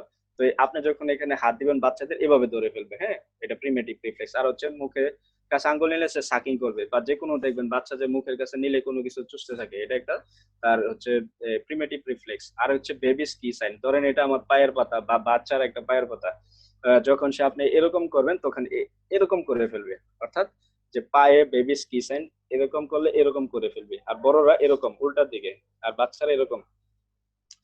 তো এটা যদি অ্যাবসেন্ট থাকে তাহলে বুঝতে হবে যে বাচ্চার ডেভেলপমেন্টে প্রবলেম আছে। এটা এখান থেকে রুব্রিক নিতে পারবো আমরা, যে ডেভেলপমেন্ট। আচ্ছা, তো এই যে ডেভেলপমেন্ট হয়েছে কিনা সেটা আমরা অ্যাসেসমেন্ট আগে দেখেছিলাম, যে গ্রোথটা অ্যাসেসমেন্ট কিভাবে করব, এবার দেখতেছি হচ্ছে ডেভেলপমেন্ট। আমি আবার বলতেছি, গ্রোথ মানে হচ্ছে তার ফিজিক্যাল গ্রোথ, গ্রোথ মানে ফিজিক্যাল গ্রোথ, ডেভেলপমেন্ট হচ্ছে brain nervous system related growth. এবার দেখেন কয়েকটা স্কেল আছে, আমার সব স্কেল দরকার নাই। তো এটা খুবই গুরুত্বপূর্ণ, মাইলস্টোন, মাইলস্টোন অফ ডেভেলপমেন্ট, অর্থাৎ ডেভেলপমেন্টের যে ক্রমটা আছে। হ্যাঁ, যে তার বয়সের সাথে সে কতটুকু, হ্যাঁ, তার ডেভেলপমেন্ট হবে। আগে দেখেছিলাম বয়সের সাথে তার কতটুকু গ্রোথ হয়, এবার দেখতেছি তার বয়সের সাথে কতটুকু কি হবে, ডেভেলপমেন্ট হবে। তো এই যে আমরা খালি বলতেছি যে ডেভেলপমেন্ট দেখবো, ডেভেলপমেন্ট দেখবো, কি দেখবো, কি দেখতে হবে ডেভেলপমেন্টে, কি দেখতে হবে? তো ডেভেলপমেন্টে আমার এই যে এখানে দেখতেছেন যে 8টা জিনিস, 8 ডোমেইনস অফ ডেভেলপমেন্ট। এই ডোমেন মানে হচ্ছে কি, হাত। এই ডোমেন মানে হচ্ছে হাত, আমি 8টা হাত দেখবো। তো 1 নাম্বার জিনিসটা বলি সেটা গ্রস এন্ড ফাইন। মোটর মানে হচ্ছে ভলান্টারি, অর্থাৎ ঐচ্ছিকভাবে বাচ্চা, আর গ্রস মানে হচ্ছে বড়। তো বড়দের ক্ষেত্রে যদি গ্রস মোটর মানে কি, এই যে বললাম যে আমি এরকম ধরেন একটা খাতা ধরতে পারলাম, এটা আমার গ্রস মোটর। আমি হাত উঠাইতে পারলাম, হ্যাঁ, চশমা ধরতে পারলাম, এগুলো আমার গ্রস মোটর, আমি ইচ্ছা করে করতে পারবো। তো বড়দের ক্ষেত্রে ফাইন মোটর একটা কথা আছে। ফাইন ফাইন মানে হচ্ছে সূক্ষ্ম। সূক্ষ্ম মানে ধরেন সুইয়ের ভিতর সুতা তাকে ঢুকাইতে দিল বা প্রবেশ করাতে দিল, সেটা হচ্ছে ফাইন মোটর। তো বাচ্চার ফাইন মোটরটা কি সেটা সামনে আসবে। তো আমরা এতটুকু দেখে রাখি যে আমরা 8টা ডোমেনের মধ্যে একটা ডোমেন হচ্ছে motor gross and fine. Motor gross and fine. 2 number হচ্ছে ভিশন। যে এই 2 নাম্বার ডোমেনটা হচ্ছে ভিশন। ভিশন আমরা কিভাবে পরীক্ষা করব? তো ভিশনটা পরীক্ষা করার সিস্টেম আমি দেখিয়ে দিচ্ছি। এই যে ধরেন এটা একটা লাল লাল জিনিস, ঠিক আছে? আমি বাচ্চার চোখের সামনে এভাবে ধরবো, ডানের দিকে নিলে ডানের দিকে তাকাবে, বামের দিকে নিলে বামের দিকে তাকাবে। তাইলে বুঝতে পারবো যে বাচ্চার ভিশন অর্থাৎ চোখে দেখা ঠিক আছে। আমি লাল, সবুজ, নীল, সাদা দিলে কিন্তু বাচ্চা তাকাবে না, তখন এটা অ্যাবনর্মাল বলতে পারবো না। ঠিক আছে? বাচ্চা কি রঙিন জিনিসটা বেশি দেখতে পছন্দ করে। তো এরকম আমি রঙিন জিনিস নিব। আর হিয়ারিং, তো হিয়ারিং বাচ্চা কানে শুনতে পায় কিনা আমি কিভাবে বুঝবো? এটা খুবই সহজ। যে আমি বাচ্চার এই যে হিয়ার আছে এখানে ছোট, যেখানে আমি এরকম শব্দ করলাম বা এখানে এরকম শব্দ করলাম, তো বাচ্চা যদি আমার দিকে টান করে এভাবে ঘুরে বা এভাবে ঘুরে যে আমার শব্দের জন্য, বা সে কোনো রিয়াকশন দেয়, তখন বুঝতে পারবো যে বাচ্চা কানে শুনতেছে।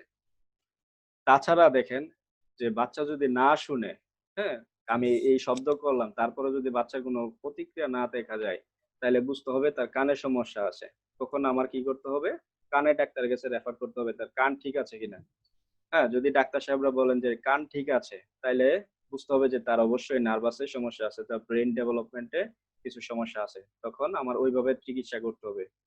তো অনেকেই ভালো চিকিৎসা করেন, কিন্তু যে, তো একটা ডাক্তার আরেকটা থেকে পার্থক্য কখন হবে? যখন আপনি জ্ঞানের সাথে, নলেজের সাথে, প্রপার নলেজের সাথে আপনি চিকিৎসাটা করবেন, তখন আপনার নিজের কাছেই ভালো লাগবে।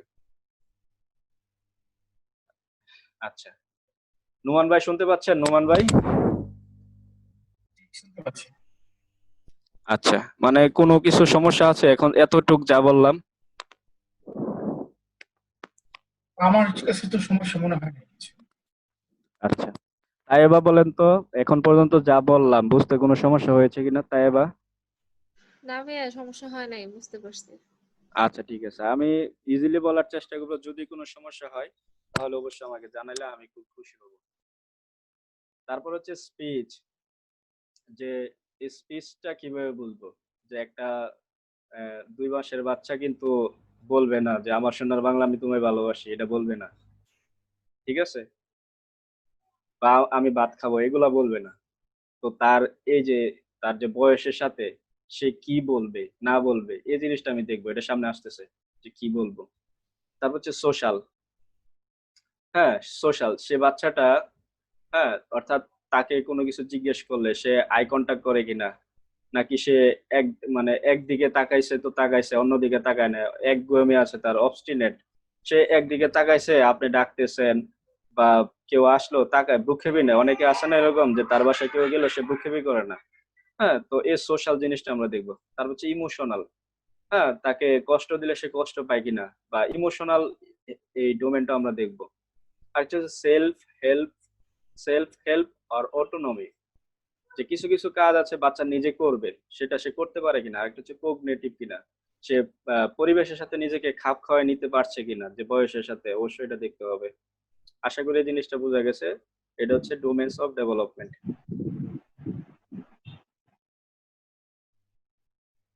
আচ্ছা, দেখেন সবাই ভালোভাবে দেখেন যে আজকে আমাদের, হ্যাঁ, সর্বশেষ স্লাইড, এটা খুবই ইম্পর্টেন্ট। এটার মধ্যে কয়েকটা কথা বলে রাখি যে এই জিনিসটা অবশ্যই আমাদের চেম্বারে আমরা রেখে দিব, প্রিন্ট প্রিন্ট আউট করে লেমিনেটিং করে। এখানে 2টা পেজ আছে, হ্যাঁ, এখানে 2টা আছে, তো এটা বয়সের সাথে দেয়া আছে। দেখেন যে বাচ্চার মা এসে বলবে যে দেখেন তো আমার বাচ্চাটার কি সমস্যা, বা কথা বলতেছি না, বা ঠিক মতো করতেছে না, আই কন্টাক্ট করতেছি না। তখন আপনি খুব ঠান্ডা মাথায় তার বয়সটা জিজ্ঞেস করবেন, তার বয়স কত মাস বা কত সপ্তাহ। এই দেখেন এখানে উইক দেওয়া আছে 6 উইকস, এখানে দেওয়া আছে 3 মান্থ। প্রথম থেকেই দেখি যে আমরা যে ডোমেনগুলো আলোচনা করেছিলাম সেই ডোমেনের কথায় আসি। প্রথম হচ্ছে যে 6 মান্থ অর্থাৎ 6 সপ্তাহে, 6 সপ্তাহ মানে হচ্ছে 1.5 মাস, 4 সপ্তাহ 1 মাস, আর হচ্ছে 2 মাস, এই হচ্ছে 1.5 মাস। 1.5 মাসে একটা বাচ্চার কি কি ডেভেলপমেন্ট হবে? হ্যাঁ, মাইলস্টোন ডেভেলপমেন্টের কথা আগে বলেছি একটু আগে। তো সেই মাইলস্টোন ডেভেলপমেন্টের এই যে এই জিনিসগুলো এখানে আবার আসতেছে। দেখেন প্রথমে কি আছে, আর একটু বড় করে নেই, একটু বড় করে নেই।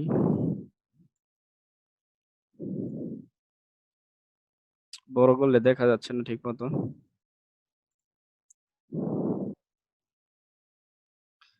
আচ্ছা, দেখেন প্রথমটা হচ্ছে গ্রস মোটর, অর্থাৎ বড় কি কি কাজ সে করতে পারবে 6 মাসে।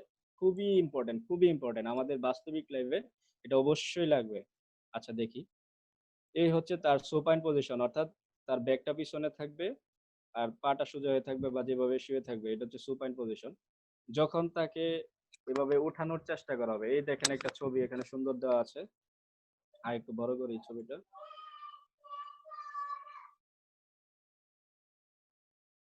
এই যে দেখেন যে বাচ্চাটাকে, সোনিয়া দেখতে পাচ্ছেন? সোনিয়া, জি ভাইয়া দেখতে পাচ্ছি। আচ্ছা দেখেন এটা হচ্ছে 6 মাসে কি কি করবে তার গ্রস মোটরে দেখা যাচ্ছে। when pulled from supine to sitting there is partial head leg, অর্থাৎ এই যে তার শোয়া অবস্থা থেকে হাত দুইটা একটু উঁচা করছে তাকে বসানোর জন্য। এই দেখেন এই যে গাঁটটা অল্প একটু পড়ছে, একবারে কিন্তু ঝুলে পড়ে নাই। এটা হচ্ছে পার্শিয়াল হেড লেগ, অর্থাৎ তার এই হেডটা অল্প একটু ঝুলবে। তার মানে এইটা হচ্ছে তার এই 6 মান্থে নরমাল। যদি 6 মান্থের একদম ঝুলে পড়ে নিচের দিকে গাঁটটা, তাহলে বুঝতে হবে তার গার কন্ট্রোল বা নেক কন্ট্রোল হয় নাই। বুঝতে পারছেন? তারপর হচ্ছে এই যে primitive reflex persist. Primitive reflex হচ্ছে তার আদিম যে রিফ্লেক্স গুলো আছে। আমি বলেছি যে তার সাকিং রিফ্লেক্স, তার বেবি কি সাইন, হ্যাঁ, এগুলা।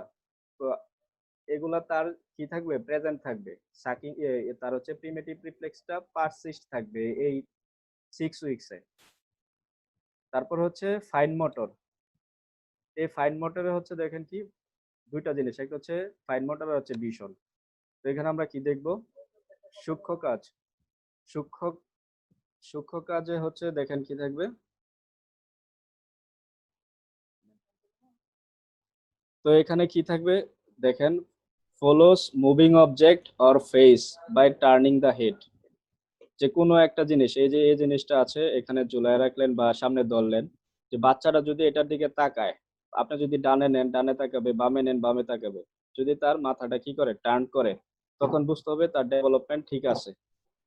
আর যদি এটা না করে তাহলে বুঝতে হবে যে ডেভেলপমেন্ট ঠিক হয় না।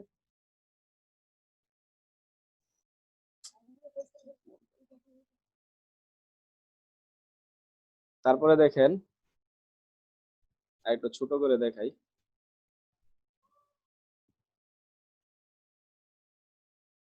এখানে কি আছে যে স্পিচ, ল্যাঙ্গুয়েজ এন্ড হিয়ারিং, এই জিনিসটা আমরা দেখব।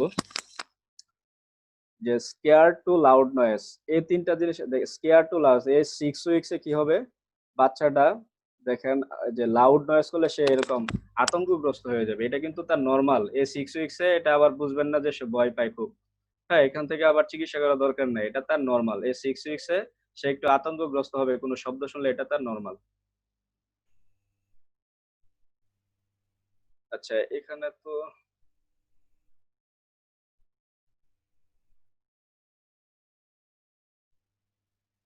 আচ্ছা একটু ছোট করে দেখালাম। এখানে দেখেন 6 মাসে কি করবে, social, emotional, behaviour and self help or autonomy. তো এই 6 মাসে সে তার মাকে চিনবে। দেখেন এখানে কি লেখছে, child smiles in response to mother smile.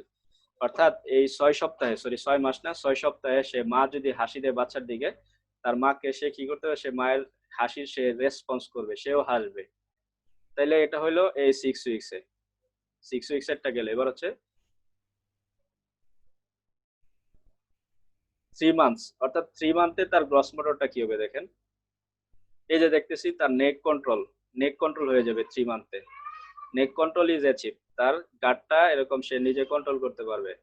তারপর যে হচ্ছে প্রিমেটিভ রিফ্লেক্স গন, 3 মাসে তার যে রিফ্লেক্স গুলো আছে সেটা চলে যাবে, ঠিক আছে, প্রিমেটিভ রিফ্লেক্সটা চলে যাবে। তারপরে দেখেন রিচেস আউট, এই যে এবার হচ্ছে ফাইন মোটর বা সূক্ষ্ম কাজ সে কি করতে পারবে 3 মাসে। বাচ্চার সূক্ষ্ম কাজ কি কি আছে, রিচেস আউট ফর টয়েস, উপরে কোনো খেলনা রাখলেন সেটা সে ধরার চেষ্টা করবে এভাবে, ধরেন এটা, এই যে আমার মাউসটাই ধরেন খেলনা, এটা একটা বাচ্চা, তো সে এটা এভাবে ধরার চেষ্টা করবে, ঠিক আছে, এটা হচ্ছে কি, রিচেস আউট ফর টয়েস। তারপরে দেখেন যে 3 মান্থে তার স্পিচ ল্যাঙ্গুয়েজ হিয়ারিংটা কি হবে, সে ভোকালাইজ অ্যালোন, সে একা একা কি কথা বলবে, when spoke to puss and love. তো পুস মানে হচ্ছে গুগুর মতো গুঞ্জন, মানে এরকম করে না বাচ্চা, হাসে একা একা, এটা হচ্ছে সে 3 মাসে করবে। তো এটা খুবই গুরুত্বপূর্ণ। তো আমার এটা দেখার উদ্দেশ্য কি, যে বাচ্চার ডেভেলপমেন্টটা তার এজ অনুসারে ঠিক আছে কিনা, আর যদি ঠিক না থাকে তাহলে বুঝতে হবে তার ডেভেলপমেন্টাল ডিলে আছে। আরো আছে সামনে দেখেন। আচ্ছা, এবার হচ্ছে তার social emotional behavioural self help autonomy, এই 3 মান্থে কি কি আছে, রিকগনাইজ মাদার, এই 3 মাসে একটা বাচ্চা তার মাকে চিনতে পারবে। হ্যাঁ, এটা খুব ইন্টারেস্টিং ব্যাপার না, যে 3 মাসে বাচ্চা তার মাকে চিনতে পারবে। তো বিকাম এক্সাইটেড বাই টয়েস, তার পাশে কোনো খেলনা নিলে সে কি করবে, উত্তেজিত হবে, বা খেলনাটা দেখে সে খুব খুশি হয় বা উত্তেজিত হয়, দেখেন না হাত পা নড়াচড়া করে এরকম। তারপর হচ্ছে 6 to 8 মান্থ, অর্থাৎ 6 থেকে 8 মাস বয়সে বাচ্চাটা কি করতে পারে দেখেন, সিটস উইদাউট সাপোর্ট, দেখেন সে কোনো সাপোর্ট ছাড়াই বসতে পারতেছে। হ্যাঁ, কোনো সাপোর্ট ছাড়া সে বসতে পারতেছে। তারপর হচ্ছে এট 6 মান্থ উইথ রাউন্ড ব্যাগ, তার এই 6 মাস বয়সে বাচ্চার যে পিঠ আছে বা ব্যাগ আছে সেটা কি রাউন্ডের মনে হবে, যে রাউন্ড, সেটা বুঝতে পারবো। আর যখন তার 8 মাস বয়স হবে তখন কি দেখবো, বা স্ট্রেট ব্যাক, তার পিঠটা এরকম সোজা মনে হয় যে না সোজা হয়েছে, 6 মাসে দেখবো রাউন্ডের মতো লাগবে, আর 8 মাসে হচ্ছে সোজা। আচ্ছা, এবার হচ্ছে ফাইন মোটরটা কি আছে দেখেন, transfer object from one hand to another, এই যে দেখেন তার এক হাতে একটা জিনিস আছে, আরেক হাতে আরেকটা লাল জিনিস আছে, তো সে এক হাত থেকে আরেক হাতে এই জিনিসটা নিতে পারবে, এটা হচ্ছে ট্রান্সফার। তার হচ্ছে পালমার গ্রাস্প ইজ অ্যাটেন্ড, অর্থাৎ পালমার গ্রাসটা আমি দেখাই, সবাই খুব খেয়াল করেন, এই যে এভাবে বাচ্চা এটা ধরতে পারবে, এটা হচ্ছে পালমার গ্রাস্প, ঠিক আছে, যেভাবে ধরাটা হচ্ছে পালমার গ্রাস্প। আচ্ছা, তারপর হচ্ছে 6 থেকে 8 মাস আর কি করতে পারবে, turns to soft sounds out of sight, তার এই যে এটা একটা ধরেন ঝুনঝুনি, ঝুনঝুনি আপনারা সবাই চিনেন, হ্যাঁ, তো গ্রাম এলাকায় বেশি দেখা যায়, তো এরকম তার কানের পাশে যদি ঝনঝনি বাজান তাহলে সে এটার দিকে তাকাবে, এটা যদি তাকায় তাহলে নর্মাল, না তাকালে অ্যাবনর্মাল। আচ্ছা, এই 6 থেকে 8 মাসে বাচ্চা কি করবে, tries to feed him or herself, সে নিজে নিজে খাওয়ার চেষ্টা করবে, ঠিক আছে। আচ্ছা, এবার দেখেন 9 থেকে 10 মাসে গ্রস মোটর, অর্থাৎ বড় কি কি কাজ তার জন্য সে ভলান্টারি, সে ঐচ্ছিকভাবে কি কি করতে পারবে, ক্রাউলস, সে হামাগুড়ি দিতে পারবে, 9 থেকে 10 মাসে সে কি করতে পারে, হ্যাঁ হামাগুড়ি দিতে পারে। তারপর হচ্ছে স্ট্যান্ডস হোল্ডিং ফার্নিচার, কোনো ফার্নিচার ধরে সে দাঁড়াতে পারবে 9 থেকে 10 মাসে। তারপর হচ্ছে ফাইন মোটর, অর্থাৎ সূক্ষ্ম কাজ সে 9 থেকে 10 মাসে কি করতে পারে, প্রিন্সার গ্রিপ। প্রিন্সার গ্রিপ মানে কি, প্রিন্সার গ্রিপ মানে হচ্ছে আমি দেখাই, প্র্যাকটিক্যালি দেখাই, এই ধরেন এটা হচ্ছে মুড়ি বা চকলেট, এখানে এই যে বাচ্চা এই দুই আঙ্গুল দিয়ে এটা ধরতে পারবে, এটা হচ্ছে প্রিন্সার গ্রিপ, আশা করি বুঝতে পারছেন, যে এই দুই আঙ্গুল দিয়ে ধরার চেষ্টা করবে, সেটা হচ্ছে প্রিন্সার গ্রিপ। এটা যদি 9 থেকে 10 মাসে প্রেজেন্ট থাকে তাহলে বুঝতে হবে বাচ্চা নর্মাল, আর যদি না পারে তাহলে অবশ্যই তার কি ডেভেলপমেন্টাল ডিলে আছে বা ডেভেলপমেন্ট ঠিক মতো হয় না, বুঝতে হবে। আচ্ছা, তো এখানে দেখেন স্পিচ ল্যাঙ্গুয়েজ এন্ড হিয়ারিং কি কি আছে, সেইস বাইসিলেবল ওয়ার্ডস। আচ্ছা, এখানে আর একটু বড় করে নেই, দেখেন এখানে সে বলবে যে বাবা, দাদা, মামা, এই যে সিলেবল, সে দুইটা শব্দ বলতে পারবে এরকম বাইসিলেবল, বাবা, দাদা, মামা, সেস ওয়ান ওয়ার্ড উইথ মিনিং, বা যে কোনো একটা শব্দ বলবে যেটার কোনো একটা মিনিং থাকবে এরকম। আচ্ছা, তারপর হচ্ছে এই যে উপরে তো দেখতে পাচ্ছেন সোশ্যাল ইমোশনাল হারসেলফ অটোনমি, এটার মধ্যে কি করবে এই 9 থেকে 10 মাসে, এখানে দেখেন প্লে স্পিক এ বু, অর্থাৎ এই যে বাচ্চারা আমরা এরকম করি না, বু এরকম, যে এরকম খেললে সে কি করবে, লাফ হাসবে। হ্যাঁ, এরকম আমরা দেখে থাকি যে বাচ্চাদের সামনে আমরা এরকম খেলি, এটা হচ্ছে বউ খেলা। ঠিক আছে, এটা এটা সে কি করবে, ওয়েভস বাইবার বা এরকম টাটা দিতে পারবে, এই 9 থেকে 10 মাসে টাটা দিতে পারবে। আচ্ছা, এবার হচ্ছে দেখেন 12 মাস বা 1 বছর বয়সে একটা বাচ্চা কি করতে পারে, walking আনস্টেডিলি।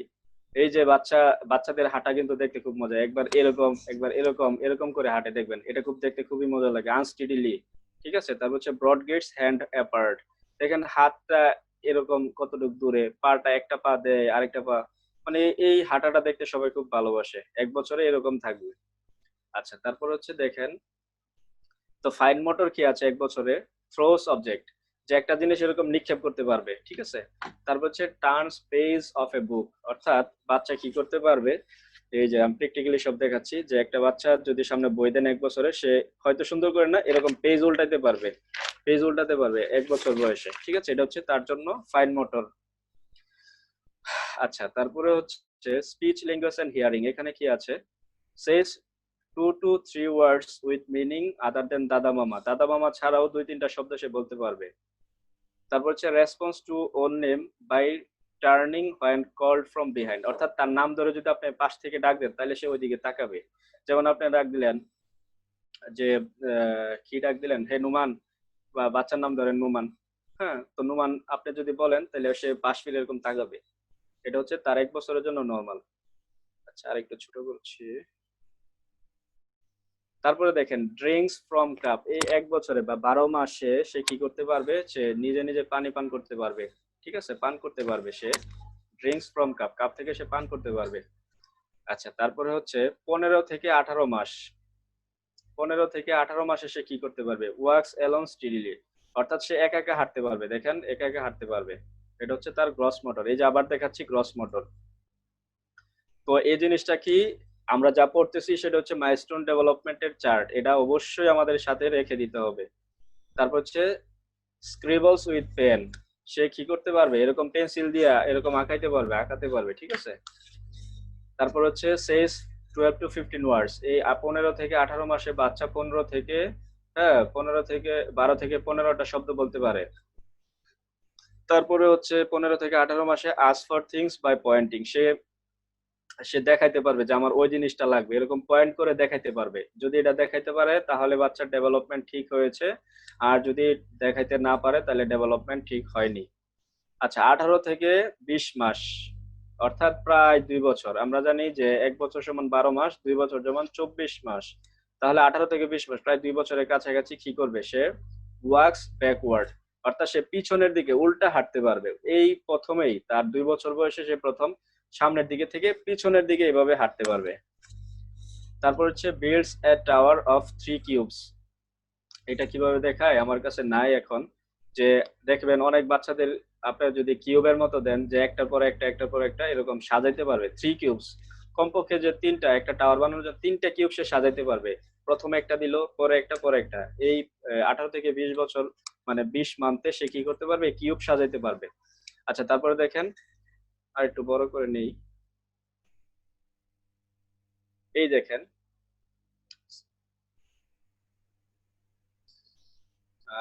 Points two 3 body parts on request, যখন আপনি বলবেন বাবা তোমার চোখ দেখাও তো, এই চোখ, বাবা তোমার চুল দেখাও তো, এই চুল, কান দেখাও তো, এই কান, এই 18 থেকে অর্থাৎ 2 বছর বয়সে এই জিনিসটা সে পারবে। যেমন বলেন তোমার নোজ কোথায় দেখাও তো, এই নোজ, এভাবে দেখাইতে পারবে। ইন্টারেস্টিং ব্যাপার, আশা করি।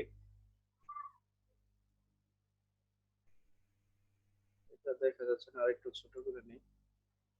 আচ্ছা, এটা হচ্ছে সর্বশেষ কথা এখানে, holds spoon and gets food to mouth, সে চামচ ধরে এই প্রথমে খেতে পারবে। 18 থেকে 20 মান্থে সে কি করতে পারবে, প্রথমে চামচ ধরে এরকম খেতে পারবে। ঠিক আছে, আচ্ছা তাহলে এখানে আরেক কয়েকটা কথা বলি, যে এখানে কয়েকটা কথা হচ্ছে যে এই যে আমরা ডেভেলপমেন্টের চার্টটা দেখলাম, যে এখানে আমরা কি একটা দেখলে তাকে কি বলবো, তাকে তার ডেভেলপমেন্টাল ডিলে আছে এটা বলবো না, তার বুঝে নিব যে একটা যদি তার অ্যাবসেন্ট থাকে এই ডেভেলপমেন্টের চার্টে, তাহলে বুঝবো যে তার পার্শিয়াল ডেভেলপমেন্ট হয় নাই, পার্শিয়াল ডিলে ডেভেলপমেন্ট। আর যদি 3টা বা 3টার বেশি এরকম কোনো ই না থাকে, 3টা বা 3টার বেশি যদি আমরা অ্যাবসেন্ট পাই, তখন বুঝতে হবে যে তার গ্রস কোনো ডেভেলপমেন্টাল ডিলে আছে, অবশ্যই তার ওইভাবে চিকিৎসাটা করতে হবে। তো অনেকেই যে ডাক্তারের কাছে প্রশ্ন করে থাকেন, আচ্ছা আমরা কি বাচ্চাকে মানে ওষুধটা দিব নাকি মাকে ওষুধটা দিব? এখানে 2টা কথা আছে, যে আমরা বাচ্চাকেও ওষুধ দিতে পারবো, মাকেও দিতে পারবে। তো মা যদি সুস্থ থাকে, হ্যাঁ, ধরেন মা সুস্থ, বাচ্চাটা একটু বেশি দুর্বল, তখন অবশ্যই আমরা মাকে দিব। হ্যাঁ, মা যদি সুস্থ থাকে মাকে দিব। এখন মায়ের এমন অসুখ হইলো যে মায়ে আলাদা একটা মেডিসিনের পেশেন্ট হয়ে আছে, আর বাচ্চা হচ্ছে আলাদা একটা মেডিসিনের পেশেন্ট হয়ে আছে। তো এই ক্ষেত্রে আমরা কি করব? এই ক্ষেত্রে মাকে না দিয়ে অবশ্যই আমার বাচ্চাকে দিতে হবে।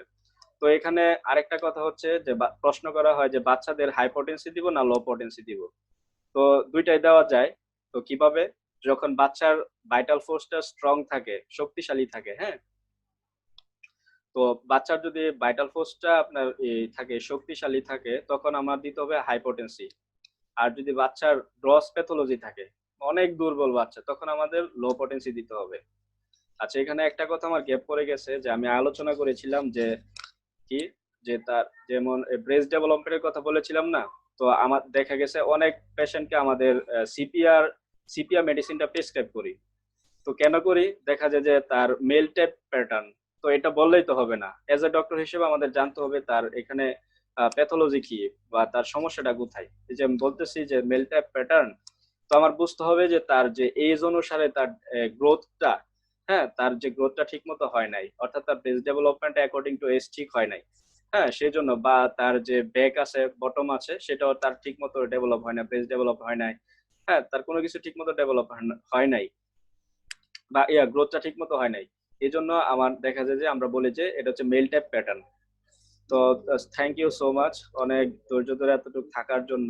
আমার আজকের স্লাইড এখানেই শেষ। এখন নুমান ভাই আপনি দেখাইতে পারেন। নুমান ভাই, কেউ কোনো সমস্যা থাকলে একটু বলবেন, যদি এখন পারে অবশ্যই বলবো, আর যদি না পারি অবশ্যই পরে আমি জেনে জানাবো। কেউ যদি কোনো প্রশ্ন থাকে।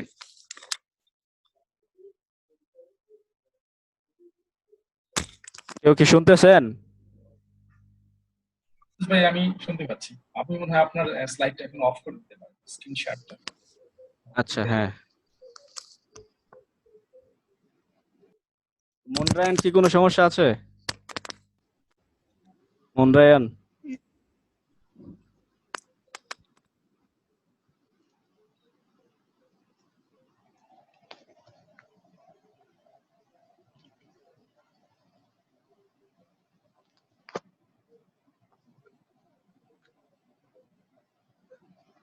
হ্যালো। হ্যালো, হ্যাঁ শুনতেছি। ইএমআই এর হিসাবটা আমাকে আরেকবার বুঝাইলে ভালো হতো। BMI, body mass index. আচ্ছা শোনো, আমি এক সহজভাবে বলতেছি। বিএমআই সমান উপরে হচ্ছে তার ওয়েট, ওয়েটটা হচ্ছে তার কত কেজি সে ওজন, ঠিক আছে, আর নিচে হচ্ছে সে কতটুকু লম্বা, এটা হচ্ছে তার স্কয়ার দিতে হবে মিটারে, সে কয় মিটার লম্বা। তো এখন আমাদের দেশে তো আমরা মেজার করে থাকি সাধারণত, সে ধরো 5 ফুট 2 ইঞ্চি এরকম হিসাব থাকে, বা 5 ফুট 6 ইঞ্চি। তো প্রথমে আমার ফুটটাকে ইঞ্চিতে নিতে হবে, যে 5 ফিট যদি থাকে 5 ফিটকে ইঞ্চিতে নিতে হবে। তো আমরা জানি 1 ফিট সমান 12 ইঞ্চি, অর্থাৎ 5 ফিট সমান 5 × 60। এখানে হইলো 60 ইঞ্চি, আর যে 5 ফুট 2 ইঞ্চি ছিল না, সেটা হচ্ছে আর 2 ইঞ্চি, এ হচ্ছে টোটাল 62 ইঞ্চি। এখন তুমি ফিট থেকে ইঞ্চিতে নিলা, ঠিক আছে, এখন ইঞ্চি থেকে তোমার নিতে হবে ইয়াতে কি বলে মিটারে নিতে হবে। তো মিটারে নেওয়ার সিস্টেমটা কি, আমরা জানি যে এক এক ইঞ্চি সমান কত মিটার, 0.0254। তো এই 62-র সাথে 0.0254টা কি করবা, তুমি গুণ করে স্কয়ার দিবা। তো শেষ কথা বলি, উপরে হচ্ছে তার মানে কত কেজি এটা থাকলো, আর নিচে হচ্ছে তার এই যে আমি ইসে নিলাম কি বলে, যে তার মিটারে নিলাম সেটার স্কয়ার। তো এটা যখন আমি ভাগ করার পরে যদি তোমার 18.5-এর নিচে থাকে, তাইলে বুঝতে হবে বাচ্চা এই আমার কি হইলো, আন্ডার ওয়েট। যদি 18.5-এর নিচে থাকে আন্ডার ওয়েট, আর যদি 24.9 পর্যন্ত, 18 থেকে 24.9 পর্যন্ত থাকে, তাইলে বুঝতে হবে যে সে নর্মাল। আর হচ্ছে 25 থেকে যদি থাকে, 29.9, তাহলে বুঝতে হবে যে ওভারওয়েট। আর যদি 30 বা 30-এর উপরে থাকে তাহলে বুঝতে হবে সে ওবেসিটিতে আছে। বুঝতে পারছো নাকি আবার বলতে হবে? হ্যালো। হ্যাঁ, বুঝতে পারছি। আচ্ছা, ঠিক আছে, ধন্যবাদ।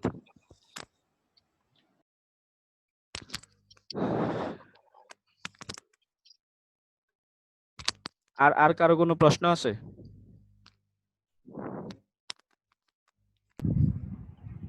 ভাইয়া, বাচ্চাদের যে কথা বলার ব্যাপারটা, বিষয়টা যদি একটু ক্লিয়ার করতেন।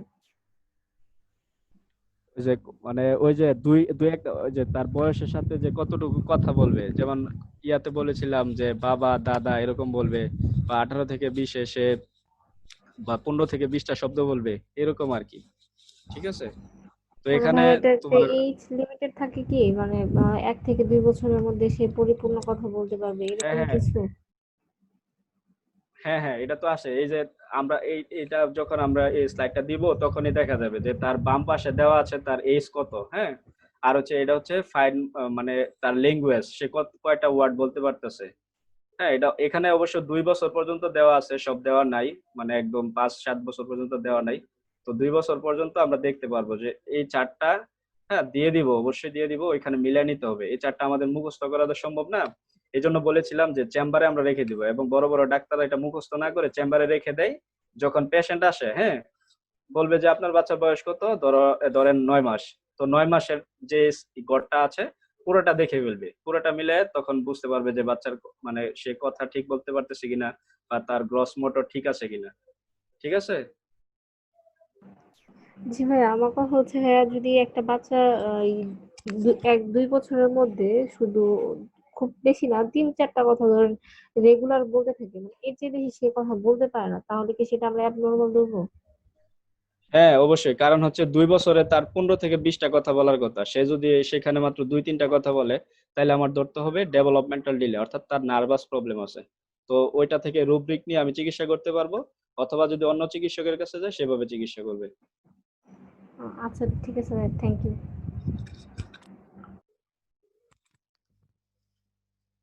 আচ্ছা, নোমান ভাই এখন কি স্লাইড দেখাবেন? নোমান ভাই। এখন মনে হয় যে অনেকটা সময় পার করে ফেলছি আমরা সবাইকে হ্যাঁ, ধন্যবাদ। অনেকটা সময় পার হয়ে গেছে। কারণ পড়াশোনা ব্যাপারটা আসলে একটি কঠিন ব্যাপার। সেগুলো নিয়ে রাত জেগে গ্রুপের সাথে সংযুক্ত থেকে এবং যথেষ্ট কঠিন বিষয় আমার কাছে মনে হয়। যারা ছিলেন এতক্ষণ ধরে সবাইকে ধন্যবাদ জানাচ্ছি। তো বিশেষ করে আমি কারো কি বোরিং লাগছে কিনা একটু জিজ্ঞেস করেন না, কারো কি বোরিং লাগছে কিনা? আজকের জিনিসটা কিন্তু খুবই সামনাসামনি ইন্টারেস্টিং, কেউ এবং বলবে না, কিন্তু মেসেজ করে দিতে পারে যে বোরিং লাগলো কিনা। হ্যাঁ অবশ্যই মেসেজ করে দিবেন, তাইলে আরো সহজ কিভাবে করা যায় সেটা আমরা চেষ্টা এটা করবো। একটা সবসময় তো বলি যে আমরা একটা ড্রয়িং রুমের মধ্যে বসে আছি সবাই, ভার্চুয়াল একটা প্ল্যাটফর্ম, অবশ্যই অবশ্যই। সেখানে আমরা একটা ডিসকাশন করছি এবং একটা হুম, রেকর্ডিং ভার্সন রাখছি পরবর্তী সময়, যাতে করে আমরা নিজেরাও যাতে এখান থেকে কিছুটা শিখতে পারি, কারণ সব মনে থাকবে না, এটাই স্বাভাবিক। সব মনে রাখার দরকার নাই, সেই আমার জন্য এই মেসেজ থেকে যদি আমি 5টা বা দুইটা দুইটা শব্দ শিখতে পারি নতুন কথা, তাইলে এটা এটা মনে করি যে সাকসেস। কারণ এটা হচ্ছে একাডেমিকের বাইরের, একাডেমিকের বাইরে যদি আমি 2টা ওয়ার্ড শিখতে পারি, যে অন্তত এটা শুনলাম তো মাইলস্টোন ডেভেলপমেন্ট নামে একটা চার্ট আছে, বা গ্রোথ কি জিনিস, ডেভেলপমেন্ট কি জিনিস, এই টার্মগুলো অন্তত পরিচিত হইলে আমরা এই জিনিসটা দেখতে পারবো, এটাই অনেক বড় সফলতা আমি মনে করি। ঠিক জি, আছে, তা আমার মনে হয় যে খুব দ্রুত শেষ করা যেতে পারে।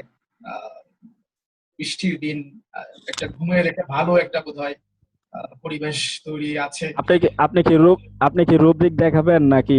সবাই কি বলে আমি জানি না আসলে, সব রুব্রিক দেখালে দেখান সবার অনুমতি নিয়ে। অল্প সময়ের ভিতরেই বিষয়টা শেষ করে দিব আজকে। স্পেশাল আমি তো আমার রুব্রিক দেখাবো না, আপনি আমাকে যেটা কি বলে রাষ্ট্রীয় ফরমান যেটা দিয়েছেন আমি সেগুলোই দেখাবো। এই পর্যন্ত যেগুলো নিয়ে কথা বলছেন, স্পেশালি ডিলেট নিয়ে কথা বলছেন, মেন্টাল রিটার্ডেশন নিয়ে কথা বলছেন, অবস্টিনেট নিয়ে কথা বলছেন, তারপর স্ট্রেমারিং নিয়ে কথা বলছেন, গ্রোথ ডিলে নিয়ে কথা বলছেন, এই বিষয়গুলো রেপার্টরিতে কোথায় আছে। আর একটা বিশাল একটা ভাস্ট একটা টপিকস পেডিয়াট্রিক্স, যেহেতু শিশু এটার জন্য তো আলাদা একটা বিষয় থাকে, এর ভিত্তিতে তাদের শিখতে হয়। তাহলে এটা পড়াটা হচ্ছে এফসিপিএস এর part.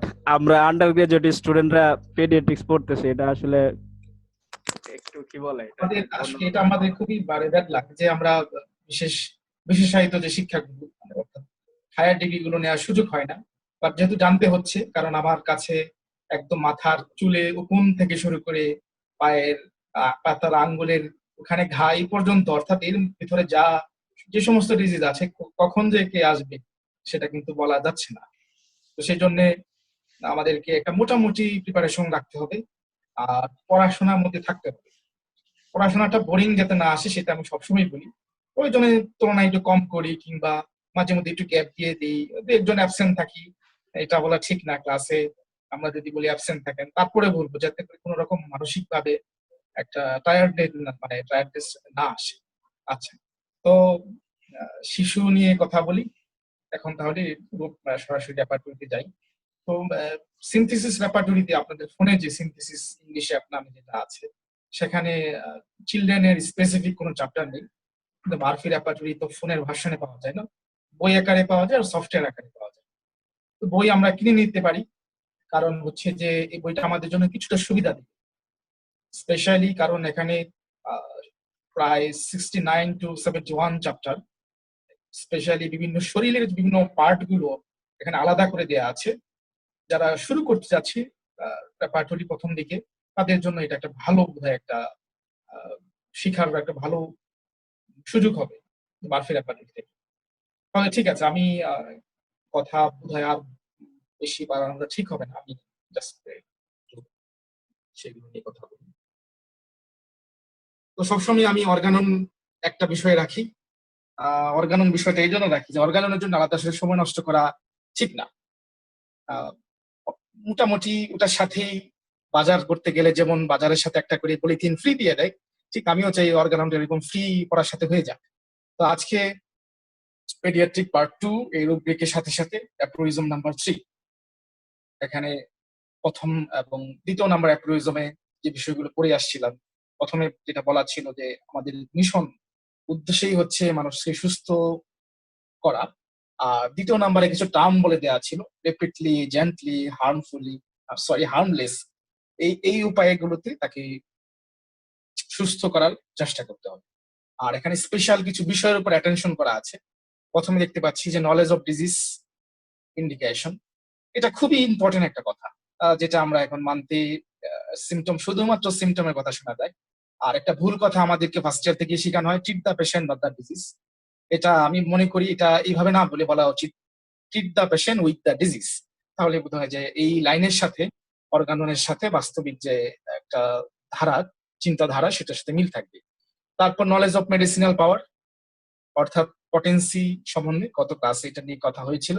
Choice of the remedy, the medicinal indication, অর্থাৎ সব থেকে এই যে রেপার্টরি এখন আসছে, রেপার্টরি মানে হচ্ছে তার সমস্ত বিষয়গুলোকে একসাথে অ্যানালাইসিস করে একসাথে করে সব থেকে ওয়েল সিলেক্টেড মেডিসিনটাকে সঠিকভাবে নির্দেশিত যেটা হচ্ছে সেটা তাকে দিয়ে দেয়া। Then he understand how to treat judicially. Judicially মানে হচ্ছে যে সে বিচক্ষণতার সাথে এখানে তাকে চিকিৎসা করতে হবে। অর্থাৎ পারিপার্শ্বিক শুনে কিংবা এই মেডিসিন ভালো কাজ করে, সেটা ভালো কাজ করে, সেটা গুরুত্ব দেওয়া যাবে না। একই সাথে এবং রেশনালি মানে হচ্ছে যুক্তিযুক্ত ভাবে, অর্থাৎ একই সাথে বিচক্ষণ এবং যুক্তিযুক্ত ভাবে দুটা বিষয় এখানে থাকতে হবে। And he is a true practitioner of the healing art, এবং তাকে এই বিষয়গুলো যে বিবেচনা করে চিকিৎসা করবে, আমরা তাকেই আরোগ্যের একজন কলা কৌশলী বলতে পারি।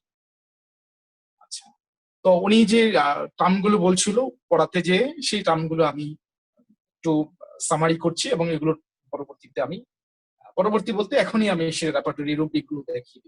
ডেভেলপমেন্টাল ডিলে, দেন হচ্ছে টেস্টিকুলার অ্যাট্রোপি, এটা আমাদের কাছে প্রায়শই আছে, কিন্তু আমরা এটা অনেক সময় ভুল করে ফেলি। হাইড্রোসিল আর ইনগুইনাল হার্নিয়াকে আমরা এখানে একটু এলোমেলো করে ফেলি, ইন্সপেকশনের অভাব কিংবা কিছুটা জানার অভাব। এগুলো আমি বিস্তারিত বলছি না, উনি অনেকক্ষণ এগুলো ভেঙে ভেঙে বলছেন অলরেডি। তো আমরা পিকচারটা এখান থেকে দেখে নিতে পারি। আর অ্যাট্রোপি শব্দটা অনেক জায়গায় আসবে পড়তে, যে স্বাভাবিকভাবে অ্যাট্রোপি বলতে আমরা শুধু এইটুকু লাইন মনে রাখলেই হবে যে এটা হচ্ছে যে ডিজেনারেশন অফ দ্য সেল, অর্থাৎ আমাদের সেলের যে ক্ষয় হয়ে যাওয়া। এখানে বিভিন্ন ডিমিনিশের কথা আছে, সাইজের কথা আছে, অর্থাৎ সবগুলো ব্যাপারগুলো হচ্ছে সেলের সাথে সম্পর্কিত। সেগুলো যখন ক্ষয় হয়ে যায়, কমে যায়, তখন এই অ্যাট্রোপি গুলো দেখা যায়। এর পিছনে অনেক কারণ থাকতে পারে, ইনগুইনাল হার্নিয়া থাকতে পারে, তারপরে হচ্ছে বাস ডিফারেন্সে কোনো টিউমার থাকতে পারে, বা কোনো যে কোনো একটা অর্গান এখানে যে ট্র্যাক গুলো আছে সেখানে একটা প্রবলেম থাকতে পারে। তো এটা বিস্তারিত আমি বলতে গেলে আরেক দিকে চলে যাবে। তো আমি শুধু এইটুকু ইন্ডিকেট করতে চাচ্ছি যে টেস্টিকুলার অ্যাট্রোপি। দেন তারপর হচ্ছে ড্রোলিং অথবা স্যালাইভেশন, এটা তো আমাদের কাছে একটা পরিচিত বিষয়। ড্রোলিং বোধহয় মেডিকেল বোধহয় একদম পিওর শব্দ, আর স্যালাইভেশন তো আমরা সাধারণত বুঝেই থাকি। বাচ্চাদের একটা কমন সমস্যা, একটা বড়দেরই হয়, ঘুমের সময় হয়, কথা বলার সময় হয়, সেগুলোর জন্য ডিফারেন্ট ডিফারেন্ট মেডিসিন আছে। আচ্ছা, দেন স্টেমারিং অর্থাৎ হচ্ছে তোতলামি, এমন একটা বিষয় দেখা যায়, বাচ্চা এবং বয়স্কদেরও দেখা যায় এই বিষয়গুলো। সেগুলো থেকে রেপার্টরিতে কি কি মেডিসিন আছে দেখবো। দেন রেপিড গ্রোথ, অর্থাৎ যেসব বাচ্চারা একটু বয়সের তুলনায় একটু বেশি গ্রোথ হয়, অর্থাৎ দেখা যাচ্ছে তার বয়স হচ্ছে 10 বছর, কিন্তু মনে হচ্ছে যে 15 ইয়ার্স এর মতো, সেগুলোকে র্যাপিড গ্রোথ হিসেবে আমরা বুঝে থাকতে পারি নর্মালি। মেন্টাল রিটার্ডেশন, এটা সাধারণত রিটার্ডেশন মানে হচ্ছে বাধাগ্রস্ত বা এরকম কিছু একটা বোঝানো হয় অর্থটা। আর পুরাটা বোঝাতে গেলে যে তার শারীরিক বৃদ্ধির সাথে সাথে মানসিক বৃদ্ধিটা অতটা পরিপুষ্ট হয় না বয়সের তুলনায়। কথা বলা কিংবা হাঁটা কিংবা বিহেভিয়ার, এই ধরনের এক ধরনের অ্যাবনর্মালিটি দেখা যেতে পারে।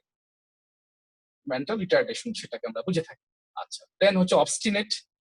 অবস্টিনেট আমরা সেই সিনা ক্যামোমিলা এগুলো তো সবাই করে আসছি। অবস্টিনেট, জেদি, একগুঁয়ে, এই স্বভাব বিষয়গুলো, সেগুলো আমরা একবার দেখবো মানসিক বিষয়ের সাথে সাথে। এবং ফেয়ার অফ স্ট্রেঞ্জার। স্ট্রেঞ্জার মানে হচ্ছে দৈত্য, যে কিছু কিছু বাচ্চা আছে, বেরিয়ে আছে, যে অপরিচিত মানুষের কোলে যেতে চায় না, কিংবা নতুন কাউকে দেখলে সে ভয় পেয়ে যায়। এই টাইপের কিছু কিছু বাচ্চা দেখা যায়। তো সেগুলো কি ফেয়ার অফ স্ট্রেঞ্জার বলছি, রেপার্টরিতে আমরা এটা খুঁজবো।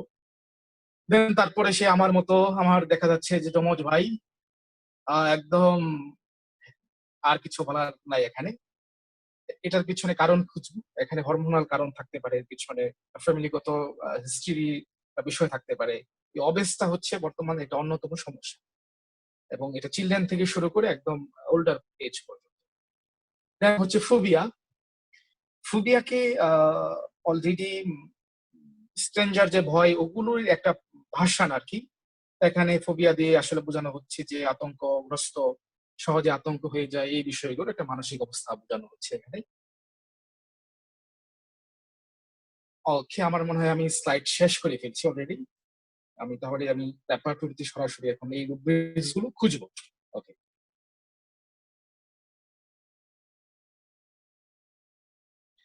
আচ্ছা, তো আমি আমার এখানে সিনথেসিস রেপার্টরি আছে, তো আমি এটাকে হাইড করে দিই। মার্ফি রেপার্টরিটাকে এখানে ওপেন করতে হবে, যেহেতু আমি এইসব মাইন্ড অর্থাৎ চাইল্ড যে চ্যাপ্টারটা সেটা হচ্ছে মার্ফি রেপার্টরির মধ্যে আছে, আপনারা সবাই দেখতে পাচ্ছেন এখানে। তাহলে আমাদের যে রুব্রিক গুলো আমি এখানে দেখাইলাম, অর্থাৎ যে টপিকস গুলো, সেখানে আমি আপনাদের সুবিধার জন্য আমি একসাথে সবগুলো করে রেখেছি, যাতে করে পরবর্তী সময়ে খুঁজে পেতে অসুবিধা না হয়। আপনারা যখন বই কিনবেন কিংবা সফটওয়্যারে যখন দেখতে যাইবেন, তখন আপনারা এই শীট অর্থাৎ এইভাবে আপনারা এই বিষয়গুলো, যেখানে আমি সব টপিকস নিয়ে কথা বললাম, এগুলো এখানে রুব্রিক্স আকারে মানে লিখে দেওয়া হয়েছে আর কি। তাহলে আমি প্রথমে খোঁজার চেষ্টা করি যে মানসিক যে ডেভেলপমেন্টের যে ডিলের কথা আছে, চাইল্ড অধ্যায়ে আছে, তাহলে আমি এখানে খুঁজতে চেষ্টা করি এটা।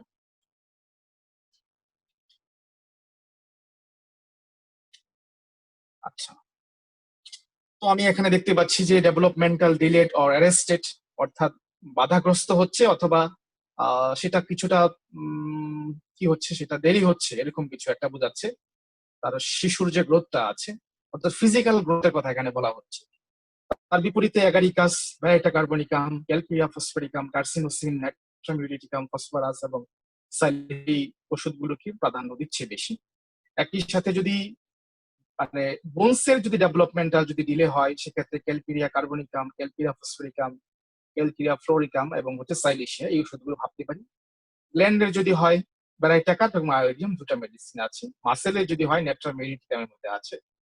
আর নিউট্রিশনাল ডিস্টারবেন্স ডিউ টু, যদি পুষ্টির অভাবের কারণে যদি ডিলে হয়, অর্থাৎ গ্রোথ ঠিক মতো হচ্ছে না, অনেক বাচ্চা আছে বিশেষ করে যারা, এটা তো আমাদের দেশে খুবই কমন, নিউট্রিশনাল অভাব, বিশেষ করে যারা একটু পোর জীবন ধারণ করেন, তাদের হয়তো অতটা পুষ্টিকর খাদ্যের সুযোগ হয় না, তাদের ক্ষেত্রে এই বিষয়টা এরোবিক্সটা কিন্তু খুবই প্রায়শই কিন্তু ইউজ হয় আমাদের। তো সেখানে ওষুধগুলো প্রথমে বেসিলিনাম আছে, ব্যারাইটা কার্বনিকাম, ক্যালকিরা কার্বনিকাম, ক্যালকিরা ফসফেরিকাম এবং হচ্ছে শেষে সাইলেশিয়া, এবং এগুলো আছে কস্টিকাম, ক্লিওজোট, ল্যাকডিফ্লোরেটাম, ম্যাড্রিনাম, নেট্রামিলিটিকাম, থাইরিডিনাম। এই বিষয়গুলো এই মেডিসিন গুলো হচ্ছে আমরা ভাবতে পারি এই নিউট্রিশনাল ডিস্টারবেন্স, যদি এটার যদি নিউট্রিশনাল পুষ্টির অভাব হেতু যদি ডেভেলপমেন্টটা যদি ডিলে হয়, তাহলে আমি রুব্রিকটা অ্যাড করে নিতে পারি কিবোর্ডে। দেন তাহলে সেকেন্ড যে বিষয়টা আছে সেটা হচ্ছে যে, আপনাদের নিশ্চয়ই পিকটার কথা মনে মনে আছে, যে একটু আগে দেখানোর চেষ্টা করছিলাম যে টেস্টিসের মধ্যে অ্যাট্রোফি হয়ে গেছে। তো এটা সরাসরি চিলড্রেন অধ্যায়ে ওখানে পাওয়া যাবে না, এটার জন্য আমাদের মেল চ্যাপ্টারটায় যেতে হবে। মেল তাহলে আমি এখান থেকে খুঁজতে পারি, অথবা এখানে উপরে একটা সার্চ অপশন আছে, সেখানেও আমি টাইপ করতে পারি।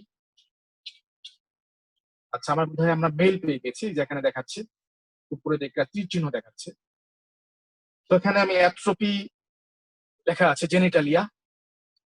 তো এখানে অ্যাগনাস কাস্ট একটা মাত্র মেডিসিন, সেকেন্ড গ্রেডে, কার্বনিকাম সাল, তারপরে হচ্ছে কুনিয়াম, আয়োলিটাম, ফসফরাস, স্টেফাইসিডিয়া। এই মেডিসিন গুলো হচ্ছে জেনিটালিয়ার জন্য জেনারেল মেডিসিন। আর যদি স্পেশালি যদি পেনিসের হয় অ্যাট্রোপিটা, সেখানে ইগনেশিয়া লাইকোপোডিয়ামের কথা প্রথমে ভাবা যেতে পারে।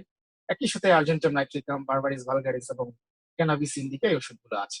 এবং যেটা আমি ওখানে ছবিতে দেখানোর চেষ্টা করছিলাম যে টেস্টিস, সেখানে স্পেসিফিক হচ্ছে argentum nitricum, aurum muriaticum, capsicum, carboneum animalis, gelsemium, iodium, kali iod, rhododendron, sabadilla, staphysagria. এই মেডিসিন গুলো আমরা ভাবতে পারি যে অ্যাট্রোপি যদি হয়ে যায়, সেটা বাচ্চাদেরও হতে পারে, সেটা বয়স্কদেরও হতে পারে।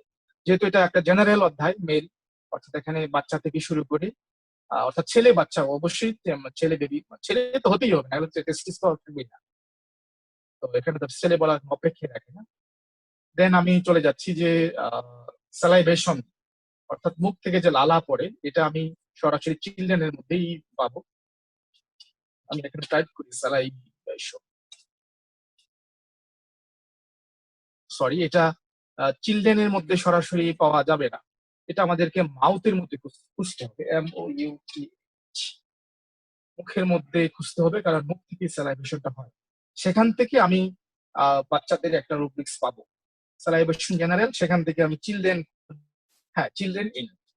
তাহলে আমি একটা মাত্র মেডিসিন দেখতে পাচ্ছি যে ক্যামফোরা বা ড্যামফোর, যে বাচ্চাদের হচ্ছে মুখ থেকে স্যালাইভেশন হয়, অথবা সেটাকে আরেকটা নাম যেন কি এখানে দেখলাম, ড্রলিং, হ্যাঁ ড্রলিং অথবা স্যালাইভেশন, যেভাবে আমরা বুঝি সেটা হচ্ছে যে এই যে এখানে ব্যাপারটা কিভাবে দেওয়া আছে। আচ্ছা, তো আমি নেক্সট চলে যাচ্ছি স্টেমারিং। হ্যাঁ, স্টেমারিং এটা আমি খোঁজার চেষ্টা করি, যেহেতু স্টেমারিং এটা হচ্ছে মুখের একটা ব্যাপার, সেহেতু এটা মাউথ অধ্যায়ের মধ্যেই পাওয়া যাবে। টকিং, আচ্ছা এইভাবে না, অর্থাৎ এটা খুঁজতে হবে প্রথমে হচ্ছে যে স্পিচ দিয়ে, হ্যাঁ স্পিচ জেনারেল দিয়ে, তারপর হচ্ছে স্টেমারিং। এটাই হচ্ছে রেপার্টরির কিছুটা কঠিন বিষয়, অনেক সময় একটু সরাসরি থাকে না, একটু এদিক সেদিক ভাবে দেওয়া থাকে, সেটা আমাদের একটু খুঁজে বের করতে হবে। তাহলে আমি প্রথম ওষুধগুলো দেখে নিতে পারি এখান থেকে, অ্যাকোনাইট, তারপর হচ্ছে স্কুলাস গ্রাবরা। স্কুলাস গ্রাবরা আমরা কম জানি, স্কুলাস হিপটা আমরা বেশি ইউজ করছি। বেলাডোনা আছে, বোথোর্স ল্যান্সিওন এটা আছে, বুবিস্টা আছে, bufo rana, cannabis indica, cannabis sulph, cannabis sativa, carboneum sulph, causticum, cuprum metallicum, euphrasia, glonoinum, ignatia, kali brom, magnesium carb, magnesium phos, merc sol, ম্যাক্সবম, opium phosphorus, platina, secale cor, selenium, spigelia, stramonium, sulphur. এই ওষুধগুলোকে আমরা স্টেমারিং এর জন্য ব্যবহার করতে পারি। বাচ্চা যদি এরকম তোতলামি স্বভাব থাকে, তাহলে আমরা এই প্রোটিন গুলো নিব। এখন আরো কিছু স্পেসিফিক দেয়া আছে, যেমন যদি সার্টেন লেটার যদি হয়, অর্থাৎ কোন একটা বাক্য যদি হয়, মাঝে মধ্যে হয়, সবসময় হয় না, সেখানে ল্যাকেসিস ওষুধটা দেয়া আছে। আর এটা বোধহয় জেনারেল স্টেমারিং এর জন্য, সবার জন্য। আর চিলড্রেন এর জন্য দেয়া আছে হচ্ছে 4টা ওষুধ, এখানে 4 লেখা আছে: বুভিস্টা, কস্টিকা, মার্কসল এবং হচ্ছে নেট্রামেরিটিকাম। এই 4টা মেডিসিন হচ্ছে স্পেশালি চিলড্রেনের জন্য। আর যদি দাঁত ওঠার সময় যদি এরকম স্টেমারিং হয়, সেখানে আমরা স্ট্রেমোনিয়ামের কথা ভাবতে পারি। স্ট্রেমোনিয়াম এক্সাইটমেন্টের সময় যদি হয়, কথা বলতে বহুত এক্সাইটমেন্ট হয়ে যায়, সেক্ষেত্রে অ্যাগারিকাস এবং কস্টিকাম, ভিজিটালিস এবং ডায়াসকুরিয়া 4টা মেডিসিন আছে। নেক্সট হচ্ছে exert himself a long time before he can utter a word. এটা একটা লম্বা শব্দ দেয়া আছে। exert himself মানে হচ্ছে যে সে যখন নিজেকে প্রকাশ করতে যায়, কথা মানে নিজেকে জাহির করতে চায়। a long time before he can utter a word. utter মানে হচ্ছে যে উচ্চারণ করা, অর্থাৎ অর্থটা এইভাবে হবে: he can utter a word. সে যখন শব্দটা উচ্চারণ করতে যায়, তার আগে হচ্ছে তার এই স্টেমারিং বিষয়টা হয়ে যায়। অর্থাৎ সে যখন নিজেকে জাহির করতে যেয়ে বা নিজের সম্বন্ধে বলতে যেয়ে মুখে কথা আটকে যায়, শব্দ আটকে যায়, তখন হচ্ছে স্ট্রেমোনিয়াম এই একটা ওষুধ আছে। আগেও আমরা এখানে পেয়ে আসছি ডেন্টিশনের সময়, আবার এখানে পেলাম হচ্ছে যে কথা বলার সময় যদি এরকম হয়, অর্থাৎ নিজের পরিচয় দিচ্ছে, আইডেন্টিফিকেশন দিচ্ছে, তখন যদি এরকমটা হয়, তখন আমরা স্ট্রেমোনিয়ামের কথা ভাবতে পারি। দেন হচ্ছে ফার্স্ট টকিং হোয়েন, সে যখন দ্রুত কথা বলতে যে এক ধরনের তোতলামির শিকার হয়, তখন হচ্ছে ল্যাকটেন একটা মাত্র ওষুধ। তারপর হচ্ছে last words of the sentence, একদম বাক্যের শেষ শব্দ যদি হয়, লাইকোপিডিয়াম। লেটার্স ফর সার্টেন, কিছু শব্দ, এখানে লেটার্স এর সাথে আরেকটা বিষয় আমরা আগেও কিছু একটা পেয়ে আসছিলাম, এরকম কিছু একটা সার্টেন লেটার অফ, আর হচ্ছে লেটার ফর সার্টেন। একই, ঘুরিয়ে ফিরে দেখেন ওষুধে একই, উপরেও ল্যাকেসিস, নিচেও ল্যাকেসিস। লাউড এভরি ওয়ার্ড, সে সব মানে সব থেকে কি বলে এটাকে, খুব জোরে কথা বলে। হায়োসিয়ামাসটা কি আমরা এইভাবে মনে রাখতে পারি যে লাউডনেস শুধুমাত্র কথা বলার ক্ষেত্রে থাকে না, সে যখন কাশি দেয়, সে যখন কফ হয়, অর্থাৎ দেখা যাচ্ছে যে এক রুম থেকে আরেক রুমেও শোনা যাচ্ছে, কিংবা এক পাশ থেকে অনেক দূরে শোনা যাচ্ছে সে হাঁচি দিচ্ছে কিংবা কাশি দিচ্ছে। এটা হচ্ছে হায়োসিয়ামাসের একটা অন্যতম সিমটম, হচ্ছে এই লাউড এভরি ওয়ার্ড অথবা কফ, দুটা। আচ্ছা, কুইক অ্যান্ড স্টেমারিং, অর্থাৎ মার্কসলের মধ্যে দ্রুত কথা বলার সময় এরকম বিষয় দেখা যায়। আচ্ছা, তারপর হচ্ছে rule out tumbling over each other, সে যখন একটা কথা থেকে আরেকটা কথায় যায়, তখন হচ্ছে এরকম এই স্টেমারিং হয়। হিপারসালভ একটা মাত্র ওষুধ আছে। সেক্স আফটার আছে। সিড্রন, এটা আমি শিশুদের ক্ষেত্রে এটা অ্যাপ্লাইড না, এটা হচ্ছে বয়স্কদের জন্য। সাডেনলি যদি হয়, হঠাৎ করে যদি হয়। ম্যাগনেসিয়াম কার্বনিকাম, স্ট্রেঞ্জার ভয়ের সাথে যখন হয়। ডিজিটাল স্টেফাইসেগ্রিয়া, টাইফয়েড জ্বরের সময় যখন হয়, অ্যাগারিকাস, আর্সেনিক এবং ল্যাকেসিস, এবং ভ্যাকসিনেশন আফটার। ভ্যাকসিনেশন মানে হচ্ছে বিরক্তিকর, সে যখন বিরক্ত হয় তখন হচ্ছে তার এই বিষয়গুলো, স্টেমারিং যখন হয় তখন হচ্ছে কস্টিকামের কথা ভাবা যেতে পারে। তাহলে মোটামুটি এই স্টেমারিং অথবা স্টারিং একই শব্দ, দুইটা সিনোনিম শব্দ। তোতলামের ক্ষেত্রে আমরা এই বিষয়গুলো ভাবতে পারি। দেন হচ্ছে চাইল্ড গ্রোথ ডিসঅর্ডার। গ্রোথ ডিসঅর্ডারের ক্ষেত্রে আমরা দেখি এখানে ডিলে হয় চাইল্ড চ্যাপ্টারে।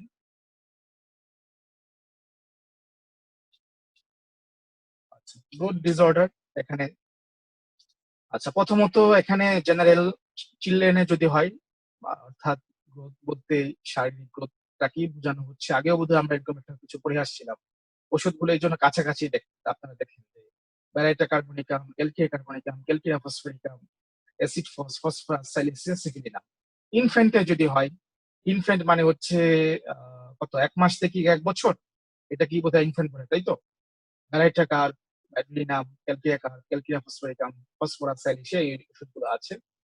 তারপর হচ্ছে ইয়ং পিপলের যদি হয়, ক্যালকিয়া ফসফরিকাম, অ্যাসিড ফসফরাস।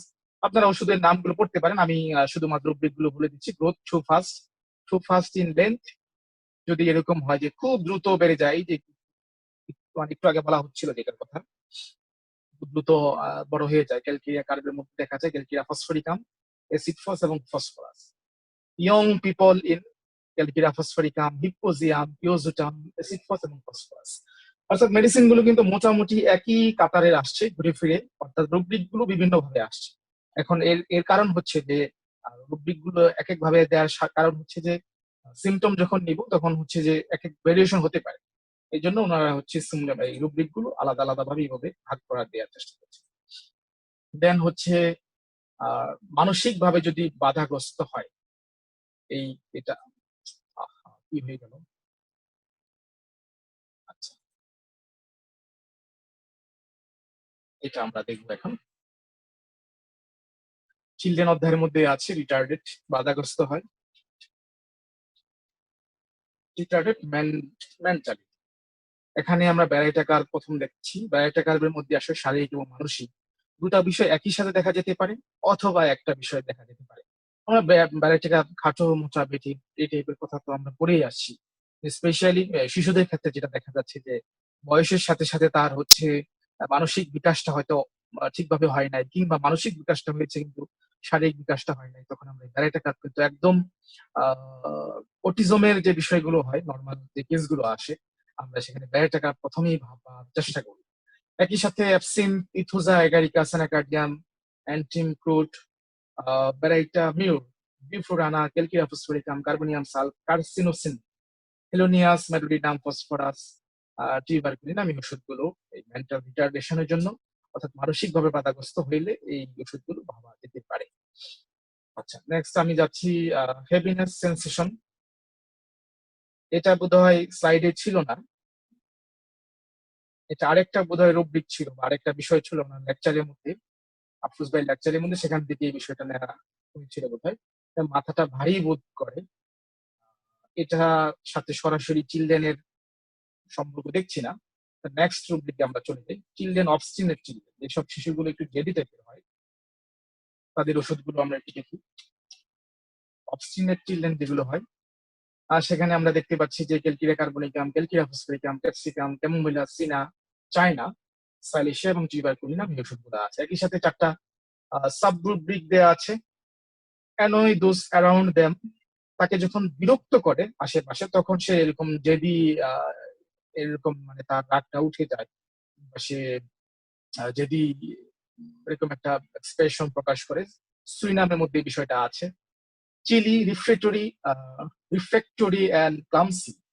রিফ্রেক্টরি মানে হচ্ছে অবাধ্য, আর আমরা অর্থটা এইভাবে করি যে শিশু যখন রাগী হয়, অবস্টিনেট অর্থাৎ জেদি হয়, অর্থাৎ শান্ত, রিফ্রেক্টরি অর্থাৎ অবাধ্য, এবং হচ্ছে ক্লামসি। ক্লামসি মানে হচ্ছে যে কিছু কিছু বাচ্চা আছে যে হাঁটার সময় বারবার পড়ে যায়, এরকম কিছু দেখা যাচ্ছে। অর্থাৎ হাঁটার সময়ও ঠিকভাবে হাঁটতে পারে না, পড়ে যায়। এইরকম বাচ্চার যদি এই বিষয়গুলো থাকে, এখানে অনেকগুলো আলাদা আলাদা বিষয় আছে। চিলি অর্থাৎ এখানে মানসিকভাবে ঠান্ডা অবস্থা বোঝাচ্ছে, রিফ্রেক্টরি অবাধ্য বিষয়টা আছে, একই সাথে যদি আহ, হাঁটার সময় যদি এরকম ভাবে পড়ে যাওয়ার একটা বিষয় থাকে, ক্লামসি বলে এটাকে, তাহলে ক্যাপসিকাম, ক্যাপসিকাম একটা ঔষধি আছে এখানে। আচ্ছা, তারপর হচ্ছে ইনক্লাইন টু গ্রো ফ্যাট। আচ্ছা, ইনক্লাইন মানে হচ্ছে এক ধরনের প্রবণতা, মোটা হওয়ার এক ধরনের প্রবণতা। ক্যালকিয়া কার্বনিকাম, এটা তো ফেয়ার ফেটি ফার্মি, নতুন বলার কিছু না, masturbation boys after aurum met, yet cry when kindly spoken to, তার সাথে খুব বিনীতভাবে কথা বলার পরেও সে কান্নাকাটি করতে করে। এইরকম অবস্টিনেট চিলড্রেনদের জন্য ওষুধ হচ্ছে সাইলেশিয়া।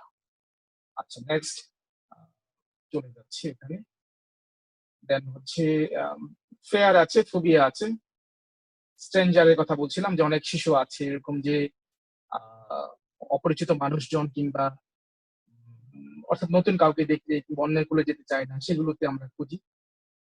আচ্ছা, এটা মেন্টাল যেহেতু বিষয় সেহেতু মানসিক অধ্যায় এটা বুঝতে হবে, মাইন্ড চ্যাপ্টারে। আচ্ছা, অর্থাৎ কি যেন ছিল এখানে রুব্রিক্সটা, ফেয়ার ছিল, ছবি ছিল। আচ্ছা, ফেয়ার এন্ড জেনারেল এখানে আমরা দেখতে পারি। স্ট্রেঞ্জার দেখি, তারপরে STRANG, হ্যাঁ স্ট্রেঞ্জার অফ চলে আসছে। আচ্ছা, এখানে ভ্যারাইটা কার্বনিয়াম, কার্বোভেস, কস্টিকাম, কোপ্রামেট, ট্রাইকোডিয়াম, থুজা, এই মেডিসিন গুলোর ক্ষেত্রে আমরা ফোবিয়া, স্ট্রেঞ্জার অফ এই বিষয়টা দেখা যায়। আচ্ছা, তারপরে হচ্ছে নেক্সট চিলড্রেন অবলিসিটি, এটা দেখা যেতে পারে। বাচ্চারা হচ্ছে স্বাস্থ্য হয়ে যায়, লাস্টের স্লাইডটা ছিল। আচ্ছা, অবিসিটি। আচ্ছা, তো অবিসিটির মধ্যে এখানে একটা সাবরুব্রিক আছে, ইয়ং পিপল আছে, আর একটা হচ্ছে জেনারেল শিশুদের জন্য আছে, বেডিয়াগা, ক্যালকিরিয়া কার্বনিকাম, ক্যাপসিকাম, ফেরামেট, কেলিবাইক্লোম, সারাসিনটা, সেনেগা, এই ওষুধগুলো আছে। একই সাথে ইয়ং পিপল যদি হয়, তরুণ, তাদের হচ্ছে এন্টিনটু, ক্যালকিরিয়া কার্বনিকাম, ক্যালকিরিয়া এসিয়াটিকাম, লেকসিস ওষুধগুলো আছে। তাহলে এখান থেকে আমরা এটা অ্যাড করে নিই। শেষ হয়ে যাচ্ছে প্রায়, আপনারা একটু ধৈর্য ধরতে হবে। তারপর হচ্ছে চিলড্রেন, স্পেশালি চিলড্রেনের জন্য যে ফোবিয়া, আগের রুব্রিকটা বোধ হয়, এটা বোধ হয় চিলড্রেনের সাথে অতটা স্পেসিফিক ছিল না, কিন্তু স্ট্রেঞ্জার বিষয়টা ছিল, কিন্তু এটা একদম চিলড্রেনের সাথে খুব বেশি সম্পর্কিত, তাহলে এটা বেশি ইম্পর্টেন্ট থাকে আমাদের ক্ষেত্রে। তাহলে মাইন্ড চ্যাপ্টারে আমি আবার চলে যেতে হবে এখান থেকে। ফেয়ার ইন জেনারেল, এখানে আমরা দেখবো চিলড্রেন, CHIL, হ্যাঁ চিলড্রেন। এখানে আমরা দেখতে পাচ্ছি যে মোটামুটি 8টা মেডিসিন আছে, সবগুলো important: aconite, arsenicum, baryta carbonicum, calcarea carcinosin, causticum, lycopodium, phosphorus. রাতের বেলা যদি এরকম ফোবিয়া কিংবা ভয়ের ব্যাপার থাকে, সেক্ষেত্রে aconite, argentum, metallicum, arsenic, aurum, bromatum, borax, calcarea carb, chamomilla. এটা কি মেডিসিন? এটা হচ্ছে ক্লোরেরাম, unknown medicine. Cicuta virosa, cina, kali brom, phosphorus, stramonium, এগুলো ডেন্টিশনের সময় ক্যালিব্রোম। অরিফর্ম যদি হয়, সেক্ষেত্রে আর্সেনিক, ক্যালকিরিয়া কার্ব, ক্যালিব্রোম, এই ওষুধগুলো আছে। তাহলে আমি জেনারেলটাই এখান থেকে অ্যাড করে নিচ্ছি। লাস্ট আমাদের রুব্রিক হচ্ছে যে ওজন হচ্ছে কমে যাও। আমরা একটু অবেস করলাম, এখন হচ্ছে দেখবো যে ওজন কমে যাচ্ছে বাচ্চাদের। অনেক মা আমাদের কাছে সেটা কমপ্লেন করে যে বাচ্চা খায় না কিংবা ওজন কমে যাচ্ছে, এরকম একটা বিষয় থাকে। তো এটা আমরা শুধু মেরাজমাস দিয়ে খুঁজতে হবে। মেরাজমাস দিয়ে তারপরে এখান থেকে ওয়েট লসের একটা ব্যাপার থাকে, মেরাজমাস দিয়ে টেন্ডেন্সি, আচ্ছা রিডিউস টু ওয়েট, হ্যাঁ রিডিউস, এখানে ওয়েট কমে যাচ্ছে।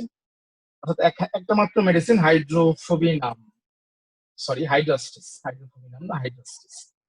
মেরাজমাস এরকম হয় যে বাচ্চাদের ডে বাই ডে কমে যাচ্ছে, সেক্ষেত্রে আমরা হাইড্রোস্টিস এই ওষুধের কথা ভাবতে পারি। তো আমার মনে হয় যে আহ, আজকে যে রুব্রিকটা মানে দেখানো কথা ছিল, অর্থাৎ বিষয়টা আমি মনে হয় যে শেষ করে দিতে পারছি। আপনারা হয় চলে যেতে যেতে শেষ পর্যন্ত 4-5 জন আছে, অসুবিধা নেই, পরবর্তী সময় এটা আপলোড করে দেওয়া হবে নেটের মধ্যে, সেখান থেকে দেখতে পারবেন। তো আপনারা অনেক সময় পারবেন, অলরেডি আমরা 1 ঘন্টা 47 মিনিট সময়, ইটস ভেরি লং টাইম।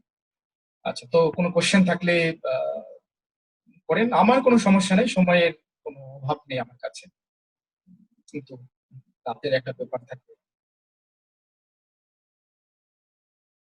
আচ্ছা, একটা রূপরেখ বলছিলি, লেটার্স সার্টেন ফর মেবি, এটা আমি বুঝিনি। আচ্ছা, এটা রুব্রিক ছিল, এটা হচ্ছে যে লেটার সে শেষের শব্দটা উচ্চারণ করতে পারে না কিংবা প্রথম ফার্স্ট ওয়ার্ডটা করতে পারে না, তাহলে সেটা আমাকে তো আবার তাহলে দেখানো যেতে হবে, দেখাতে হবে। অর্থাৎ স্টেমারিং এর শব্দ এই রুব্রিকের আন্ডারে, অর্থাৎ আমি যদি বলতে চাই মাউথ চ্যাপ্টার স্টেমারিং, এই যে এখানে আমরা এইটা একটু মনে রাখি, এই যে এখানে হাইলাইট করে দিচ্ছি, আমি হাইলাইট করে একটু বড় করে দেই, একই সাথে একটু ইয়েলো, এই রুব্রিকটা লেখা যেতে পারে। আমি রেপার্টরিতে যখন সার্চ করব মাউথ স্পিচ জেনারেল, এখানে মাউথ, অর্থাৎ এখান থেকে প্রথমে আমাকে মাউথ চ্যাপ্টারে যেতে হবে। রুব্রিক গুলো তো আমারও মনে নাই, কিন্তু এইভাবে হচ্ছে খুঁজে খুঁজে দেখতে হবে। স্পিচ জেনারেল, তারপর হচ্ছে স্টেমারিং। আচ্ছা, তো এখানে অনেকগুলো রুব্রিক আছে, সাব রুব্রিক আছে, এখানে বোধহয় লেটারের শব্দটা আছে, এখানে সার্টেন লেটার যদি হয় সেখানে লেকেসিসের কথা আছে। আবার হচ্ছে লেটার্স অফ সার্টেন, একই শব্দ দুইটা বারে বারে কথা আছে, এটার ক্ষেত্রে আছে। তারপর আর লেটার তো বলা হইলই। আর কি কি আছে লেটার নিয়ে? Children, dentition, excitement, fast talking. আচ্ছা, ফাস্ট টকিং এর সব কথা আছে এখানে। আর কিছু দেখছি না লেটার নিয়ে, মোটামুটি এই হচ্ছে মোটামুটি কথা। তো আরো কি কোনো কোশ্চেন আছে? থাকলে শেষ করে দিই, আজকে অনেকটা সময় পার করে ফেলছি আমরা। কিন্তু আমার কাছে মনে হয় যে আপনাদের বিষয়গুলো নিশ্চয়ই সামনে একটা কাজে দিবে প্র্যাকটিস করার সময়। বিষয়গুলো যদি আমরা কিছুটা মনে রাখি, আর মনে রাখানো একটা অসুবিধা নেই, যেহেতু রেকর্ডের ভার্সনটা অনলাইনে থাকবে, সেখান থেকে আমরা যখন আমাদের কাছে বই হবে, অর্থাৎ আমাদের কাছে যখন রেপার্টরি বই থাকবে কিংবা সফটওয়্যার থাকবে, আমরা তখন দেখে নিতে পারি। এখন একটু একটু করেই আমরা আসলে অল্প অল্প করে আগাবো, এবং একটা সময় দেখা যাচ্ছে যে অর্থাৎ 0 থেকে 1 সবসময় বেশি। আমরা কিছু কিছু পড়ছি, আর যারা পড়ছে না তাদের থেকে আমরা নিশ্চয়ই এগিয়ে আছি, তাতে কোনো সন্দেহ নাই, দ্যার ইজ নো ডাউট।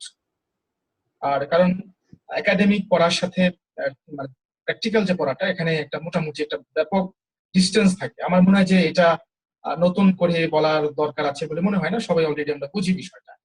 কিন্তু একই সাথে আমাদেরকে আহ কি বলে যে একাডেমিক পড়াটাকে সামনে এগিয়ে নিতেই হবে। একই সাথে আমরা এই প্র্যাকটিক্যাল এমফেসিস এদিকেও আমরা একটু জোর দিব, যাতে করে আমাদেরকে কোনো একটা দিন বেকার থাকতে না হয়। আমরা যাতে করে আমরা আমাদের কর্মক্ষেত্রে প্রথম দিন থেকে সাকসেসফুলি আমরা খুব মানে কি বলে এটাকে কনফিডেন্সিয়ালি আমরা চেম্বার করতে পারি। এই জন্যই এই বিষয়গুলোকে নিয়ে আসা, একটু একটু করে ক্ষুদ্র ক্ষুদ্র ভাবে আমরা এগিয়ে যাব, এবং আশা করছি যে 2, 4, 5 বছর যদি আমরা এভাবে লেগে থাকি, আহ আমাদের এই সফলতা নিশ্চয়ই আমাদের কাছে আসবে। আমরা আমাদের মনটাকে পবিত্র করে পরিচ্ছন্ন করে মানুষের সেবা করা, সেই উদ্দেশ্য নিয়েই তো আমরা এখানে আসছি। এই যে আফরোজ ভাই আছেন কিনা, অনেক কষ্ট করে একটা স্লাইড তৈরি করে কিংবা অনেক সময় ধরে পড়তে হয় পড়ার আগে। আমরা এখানে কোনো ফিনান্সিয়াল কোনো বিষয় নাই, কারণ হচ্ছে আমরা চাই এই জ্ঞানটা উপকারী হোক। মন খুলে দিচ্ছি, উজাড় করে দিচ্ছি, আপনারা উজাড় করে নিচ্ছেন।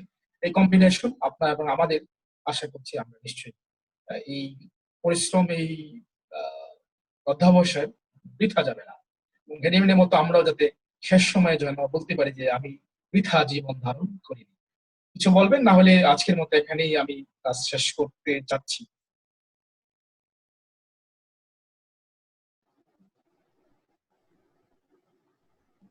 না ভাইয়া, আজকে শেষ করে দেন। আজকে ঠিক আছে, বুঝতে পারছি যে অনেকটা সময় আমরা এখানে পার করে ফেলছি। ঠিক আছে, তাহলে নিশ্চয়ই আগামী বৃহস্পতিবার আমাদের হাফসানুর উনি গাইনোকোলজি ক্লাস নেবেন। আপনারা থাকবেন আশা করি সবাইকে। আজকে অনেকেই ছিল, আস্তে আস্তে হয়তো চলে গেছে, চলে যাওয়াটাই স্বাভাবিক, এত লং টাইমের ক্লাস আসলে নেওয়াটা উচিত না।